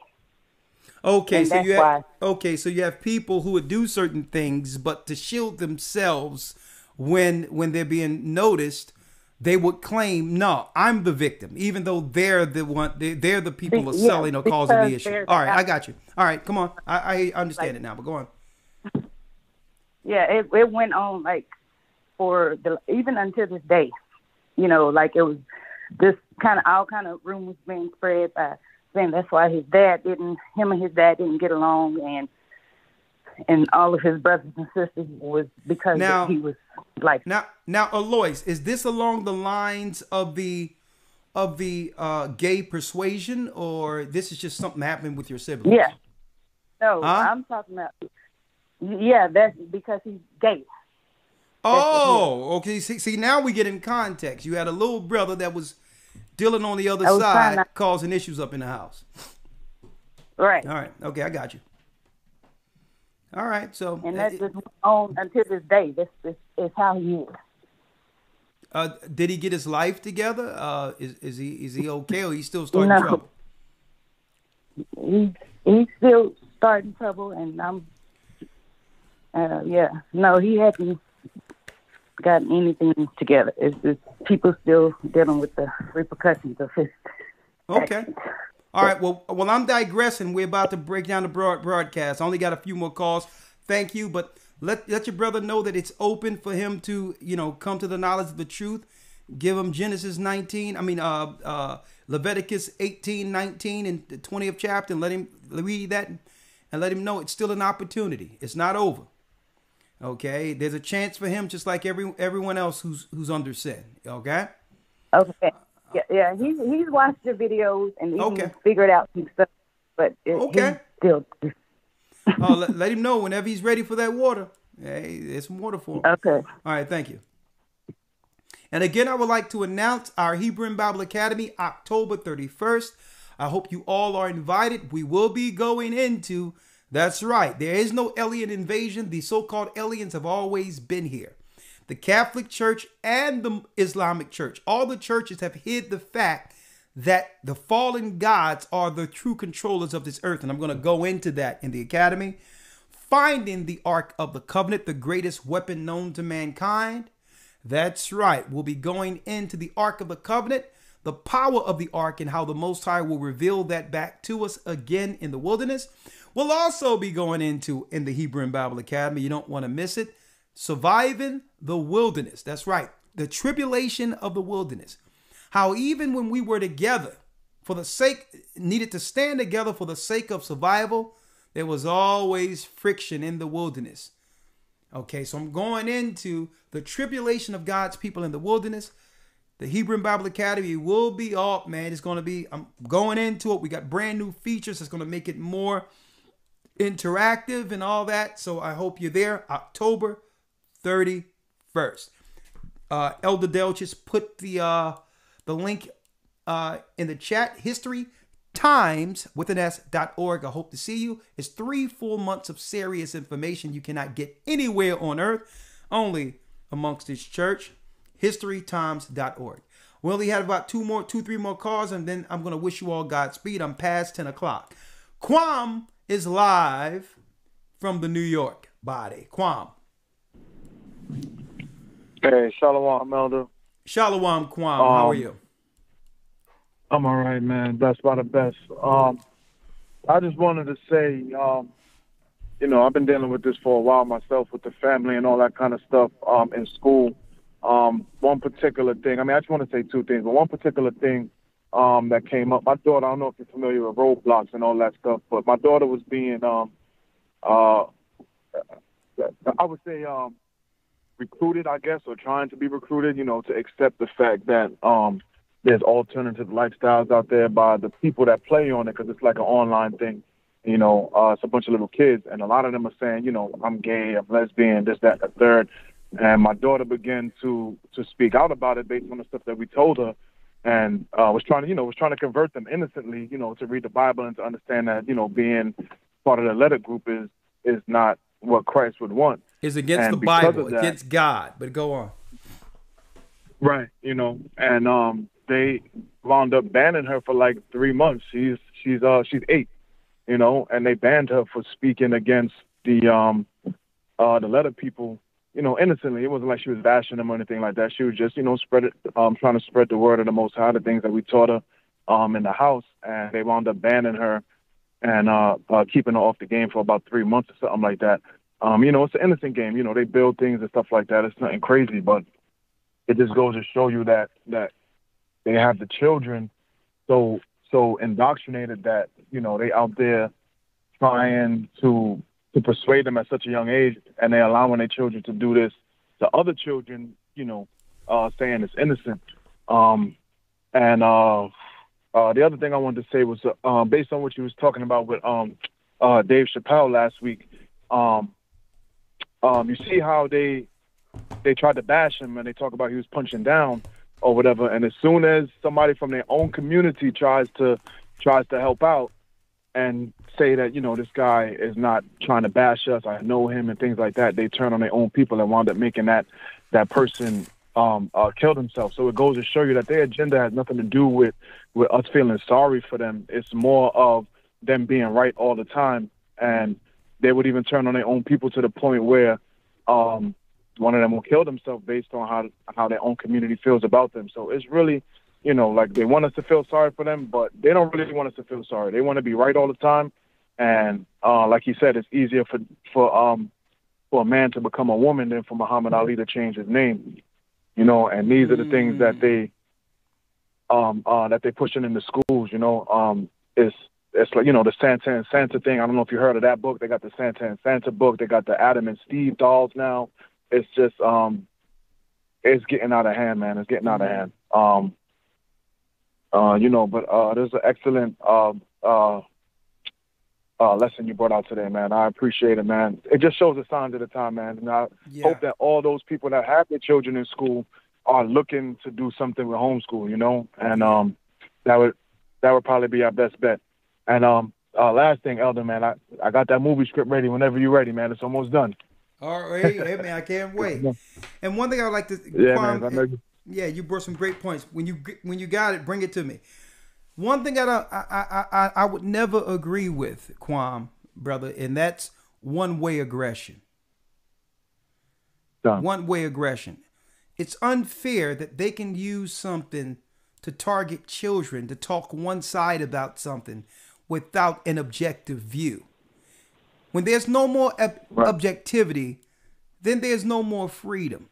I don't want to hear about that where you can talk about and try to initiate my daughter, my child, into a lifestyle I've never discussed with her or him.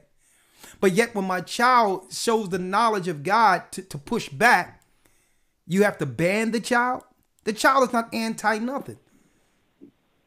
No, it's just that everything's come with what? Objectivity. How can it be? Never stand one-way aggression, where someone can do whatever they want without no expectations of someone giving an opposing view. Guess what? I'm not even like that with teaching the word of God. This is the word of the Most High.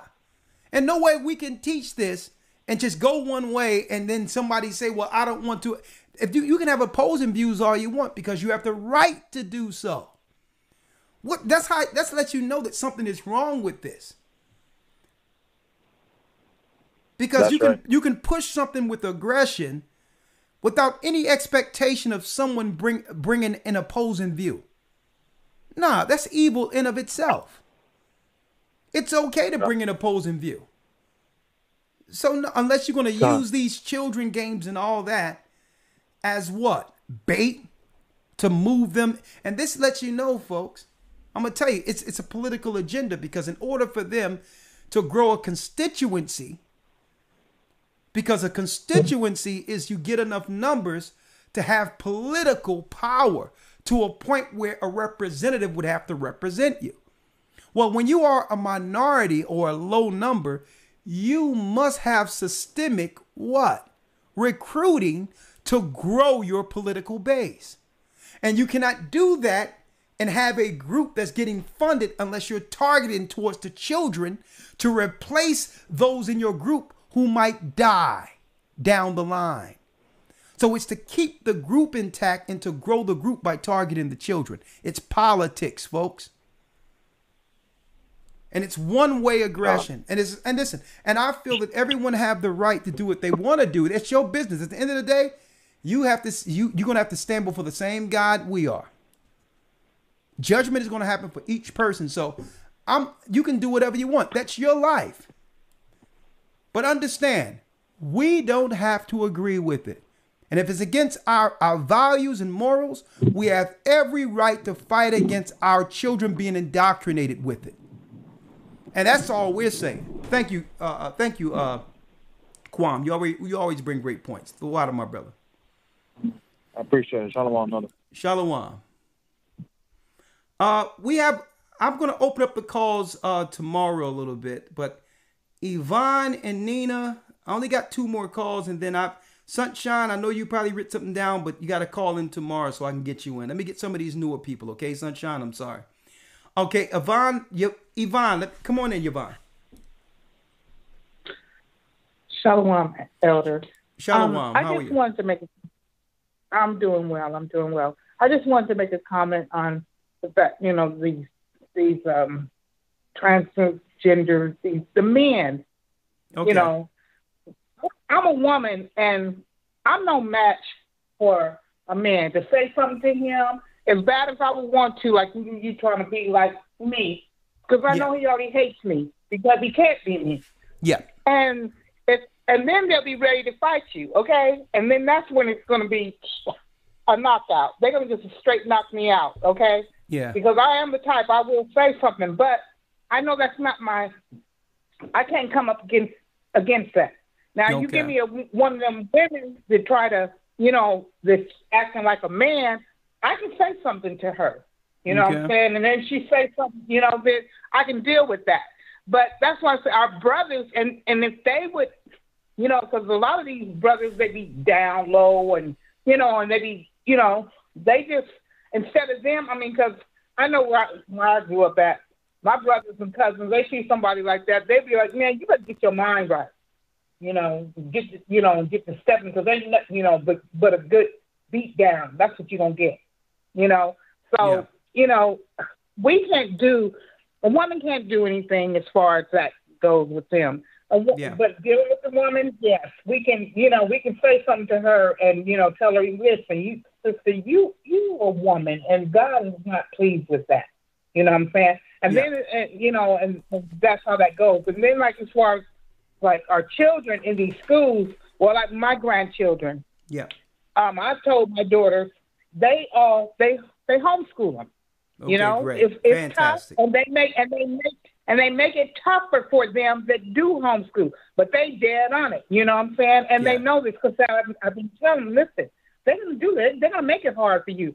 And I'm a school bus driver also, and I see all the these different ones, that they got all these women, like you said, running the show. They got all these women. They run the show, and they be really trying to push at our children in ways, that trying to belittle them. And I've seen them, try to knock their spirit down. The little boys especially, they do that with. Yeah, and then, and then they're trying to push a lot of stuff. Like, okay, I have one little grandson. He's in pre-K. Okay, now I got one more call to take, sister, because I got a sister that's got to ask a question. Yeah. But this is your last point, and then I'll go. Go ahead. Right. Yeah, well, and this had to do with the fluoride thing. They say, oh, well, we're going to put fluoride. They're doing dental care. I said, don't put no fluoride on him in his mouth, period. Nope. Not at all. And she looked at me, she's Gentile, and I said, do you understand what I'm saying? Because she's not saying nothing. I said, do you understand what I mean? I said, do not. Oh, well, we have a paper you can fill out. I said, well, bring me that paper, okay, because you will not do that. But, I'm just saying. So, yeah, so we as people together, we have to stand up. We're our children's voice, and we got to protect them. We have to protect them. And that's what I do as a grandmother. Thank you. Hey, you know what? Sister, I'm gonna give you a round of applause for that. Okay. Thank you, Sister Yvonne. Someone is standing up. I'm not asking you to stand up against someone who was biologically born a man. That's not a good idea, okay? So, but still, when it comes to protecting your children, you did the right thing by saying you know what fluoride is. It's toxic. It causes all types of neurological issues. It's poison. Okay, so I'm glad she had the knowledge to know when someone say, yeah, we're going to put fluoride in your son's mouth. No, you're not going to lower my grandson's IQ. Mercury is destructive. It's toxic. It can destroy. Okay? And I'm glad she had the knowledge. All you have to do is type in mercury poison. Google it, mercury poison. And tell me, do you want that in your child's mouth?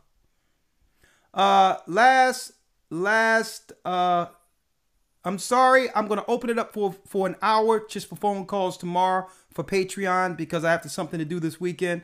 But tomorrow I'm going to open it up for between 12 and 1 just for calls on the Patreon. So we'll pick it up tomorrow between 12 noon and 1 p.m. Dejanique, last call for tonight. Sunshine, just call tomorrow. I'm sorry I'm unable to bring you in. Dejanique. How you doing? Yes. Last call. We only got a couple of minutes. Elder? 4 minutes before we How you doing, Elder? I'm blessed by the best. Your name? I'm Alvin. Talk to us, Alvin. Yeah, is you and Dajanique on the phone, both of you? Yeah. She's gonna ask. She's gonna do the question next. I just wanted to go a little bit on what you was talking and something that the Most High has shared with me. Okay. Like it's in regard to I just learned when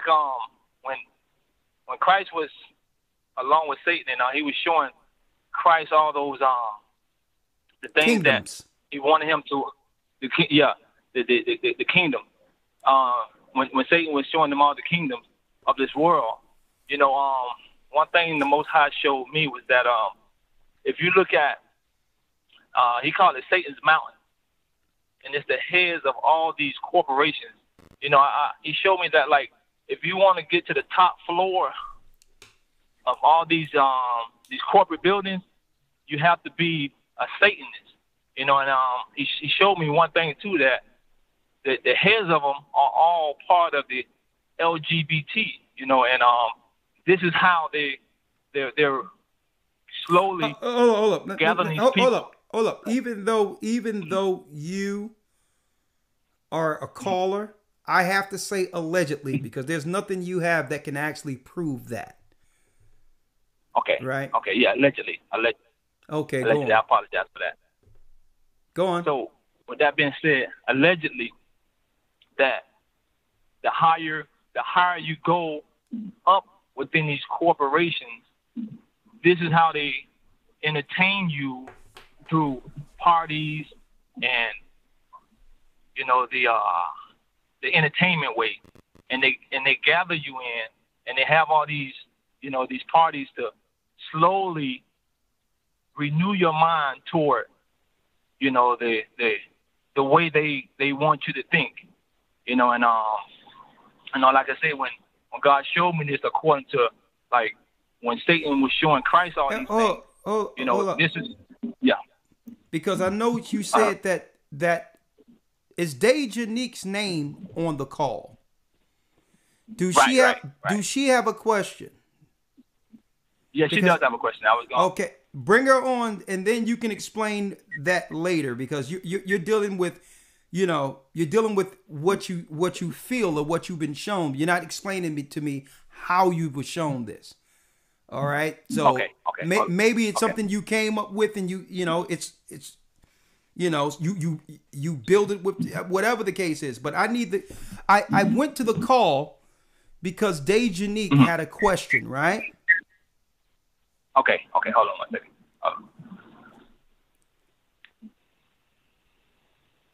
Shalom, Elder. It's a question totally unrelated to the topic, but it's about my hearing loss because I have hearing, I think it's considered hearing loss is pressure on the ears, and I asked God himself, is there a cure for it? And then I laid down, and he said, world's finest dark chocolate. I saw 4 dark chocolate bars, and I saw Hebrew words in the background, and so I don't know what that really meant. So I ate dark chocolate, but it's still no changes. So I really don't know about that. Okay, all right. We got something going on here. All right, let me tell you what we got going on. What the brother who just said something? Okay. What's his name? Alvin. Okay, we got Alvin and we got Dejanique, who's just saying that they've been shown something. You've been shown to eat some chocolate to get your hair done. He was shown the top of a mountain. Where are you getting this information from, Dejanique? Where did you eat some chocolate from to grow your hair? No, I just got it from a dream. Like, it was a vision. Like, I laid on my back and then I saw 4 dark chocolate bars. It's all the world's finest dark chocolate bars. You know, the kids be selling that one. And then I saw Hebrew words. Sister, okay. Just let's relax for a second. Take your time. I'll take my time and answer your questions. All right. You're telling me we're on a program that's the Bible based, and you're telling me you had a prayer about getting your hair back, and you fell asleep and dreamed of some chocolate bars, and you think it's the Most High who showed you these chocolate bars to grow your hair back. Yeah, dark chocolate is okay. Let me ask you first, because I want to be clear. You're not trolling me here. No, I'm not trolling you. I actually did have a dream. Okay. It was a vision. I laid on my back and then I closed my eyes and I saw 4 dark. It was pertaining to my hearing loss because my ears were feeling heavy and it was discomforting. And I said, God, is there a way for like a cure for hearing loss instead of, because there's no cure for hearing loss right now. But how old are you, sister? How old are you? I'm 22. Okay, 22. Nice to meet you. Where you from? Where you from, sister? I'm from Jacksonville, Florida. Okay. All right. Nice to meet you, sister. Nice young lady. At no time did you, just straight up, and you be honest with me, at any time in your life have you done hallucinogens or any types of drugs? No. You drug free? Yeah, I'm drug free. Okay. No cookies, no cakes, no lace stuff? No, but... Huh? No, but I did have... No, I had a lot of loud jobs, and I think that was the problem. My ears messed up from all the loud jobs. You had a what? A lot of loud jobs. I don't understand what you just said. A lot of what? A lot of loud jobs. A lot of loud jobs. Okay, so your hearing is not all together. Yeah. All right. So let's do it one thing at a time. Okay, let's do it one thing at a time. And okay. How long have you been listening to our church? Our church, I think that's like for a month now. I think because my ears have been hurting every time I watch y'all. So yes, I've been watching y'all for like a month. Oh, okay, good. All right. So you said that you were dealing with hair loss. Is it because of the things, the stuff you've been putting in your hair that actually pulled your hair out? Yes, I think so. Okay, which you used to put on lace fronts and different types of. Oh no, no. It's not my hair. I think she's saying hearing loss. Yes. Hearing loss. Yes, hearing loss. Yes. Oh, I thought you said hair loss. I'm sorry. I'm okay. Thank you, Elder Lawyer. You are suffering from a hearing loss. Thank you. That praise the Most High. Hearing loss. All right, because I had to get something straight then. Okay. Excuse me for my questions. Let me reel it back now. You said that you had a hearing loss. And you prayed for it to actually go away. And what happened was while sleeping, something said eat chocolate and your hearing would come back. I guess so. Dark chocolate. It said world's finest dark chocolate, and then Hebrew words in the background. I said, what does that mean? So I ate dark chocolate, but I just. Okay, you said he said it was okay. Obviously, there was something there in your dream that you perceived to be the Most High telling you what to do to get your hearing back. Correct? Yes. All right, great. What area? Let me get what area you live in again. The Florida, Jacksonville, Florida. Florida. Okay, thank you, lawyer, for that. What I'm going to do, can you be reached on this number? Yes. Okay, great. Hold on. What I'm going to do is I'm going to get Elder Fresnel over in Florida to call you and pray with you. Okay, if you're willing to go sit down with the congregation, he can anoint you and pray with you. Okay. Because, Okay. All right. And how long have you been dealing with your hearing loss? How many years? But I think it's a couple months. So months, not even a year ago, your hearing was fine and you begin to lose it. Okay. Yes. All right. Hearing. Okay. And you have your Bible. You read your Bible, right? Yes. Okay. All right. Now, the Bible tell you about how to regard dreams. It's like catching a shadow. Okay? Mm-hmm. And what we have to be careful from, and this is what led me to my questions. When we follow more so dreams without confirmation of the word, if we start leaning towards dreams and what we think, it falls into divination. Where we'll more so lean towards a dream than the word of the Most High. And I'm saying that's the reason why I was asking you those questions, because I'm very leery of people who talks about visions and what they're shown without much scripture, without a foundation it's based upon. You know what I mean? You with me? Yes. And I'm not saying visions and dreams doesn't have validity, but you have to know the word of the Most High and pray and meditate on the word of the Most High to weigh your visions, because everything is in our dreams, good and bad. Yes. Okay. So you have to confirm, Yes. you have to confirm what's what and where it's coming from. Because why? Suppose a vision told you or something told you in a dream to eat that and you don't receive your hearing back. Right? Mm-hmm. So then that'll begin to weigh on your faith on whether or not you have enough faith and all those other things, when really the Bible says where two or more together, he's in the midst. There could be many reasons that the Most High, or whatever the case is, it could be physical, it could be whatever the case is, where your hearing is dwindling, that you can pray with the saints and we can start, praying that the Most High heal you and it will begin to come back, because you're not totally deaf. But what I would think we need to do, though, you should actually, believe it or not, and I'm selling you this, at least go to a doctor to see whether or not it was you, wherever you were working, your headphones. Are you using those headphones that goes into your ear, the ones that sticks into your ear, the Bluetooth and all those things? Yes. I did, yeah. I did a long time ago.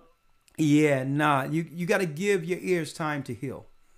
Because when you stick those things in your ears, it goes right on your eardrums and it will affect your hearing long term. You have to give your ears a break. I'll have Elder Fresnel call you. He'll pray with you. But still go to an ear doctor to see if you damaged your ears during that time. You could have ear damage. Okay? Okay. All right, but Again, never regard a dream. Regarding a dream is like catching a shadow. You ever try to catch one? It's there, but it doesn't exist. All right? Yes.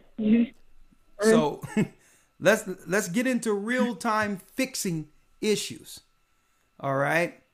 There's cause and effect. There's a root issue to why you begin to lose it.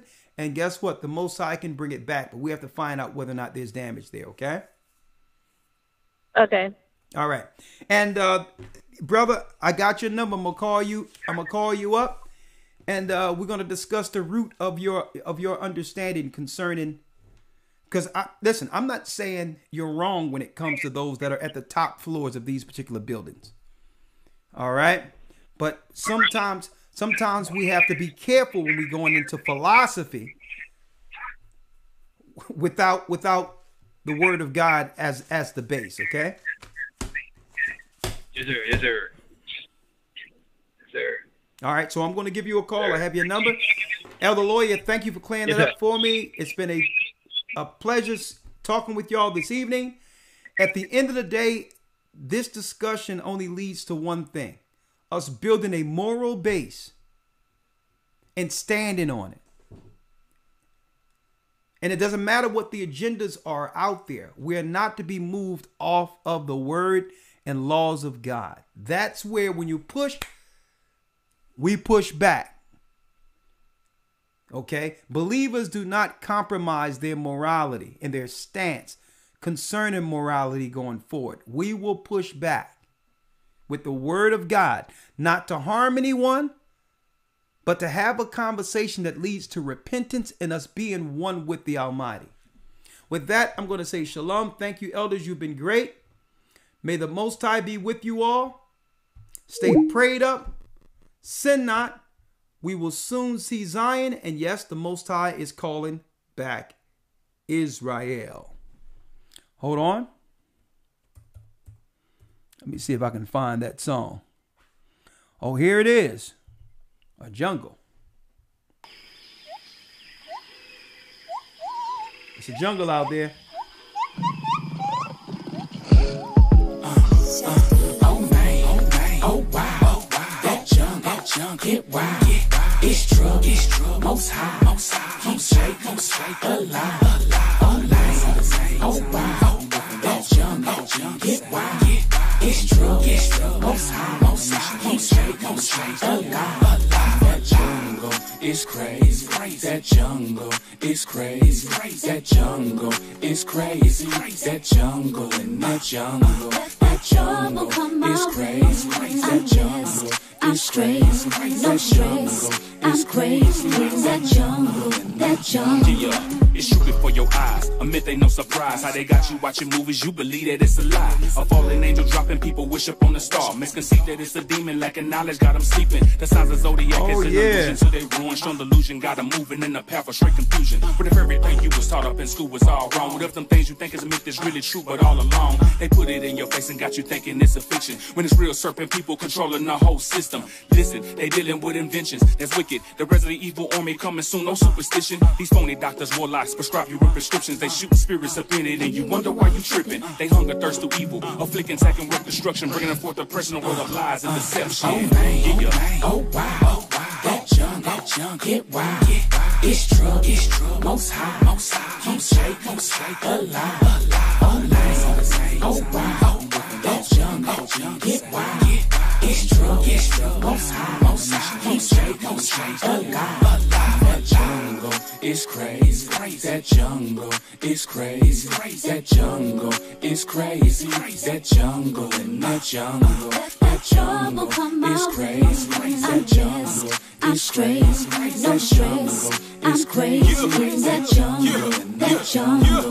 I'm a Judah gorilla, who wanna feel it? Catch me swinging from vines, might be chewing vanilla. Yeah, Madagascar, so now you wanna test it. I'm pursuing the scriptures, tell me who wanna test us. Not a foolish professor, keep a tool on the dresser. Beautiful like Sarah, keep just like a mule in a heifer. Since we moving like leopards, they refusing to step up. We the Jews by blood, they just oozing some ketchup. In the room playing dresser, but you're not that fly. Revelations 2:9, you are not that guy. Son of perdition on the plundering mission to take souls, take gold, straight wool, bring back everything you sold. It's a jungle, Deuteronomy 28 and 68. Keep the slaves of the ways to this place in the maze in the cage. Will we escape? Could you show your left a shame? Yeah, know what I'm talking about? Oh wow, that jungle, get wild. It's trouble, most high, you gotta download it from the site too. Trouble come my way. I'm just, I'm straight, no stress. I'm crazy. That jungle, that jungle is crazy. That jungle is crazy. That jungle is crazy. That jungle and that jungle. That jungle is crazy. That jungle is crazy. No stress. I'm crazy. That jungle. That jungle. I'm a Judah gorilla. Y'all have it soon. Shalom.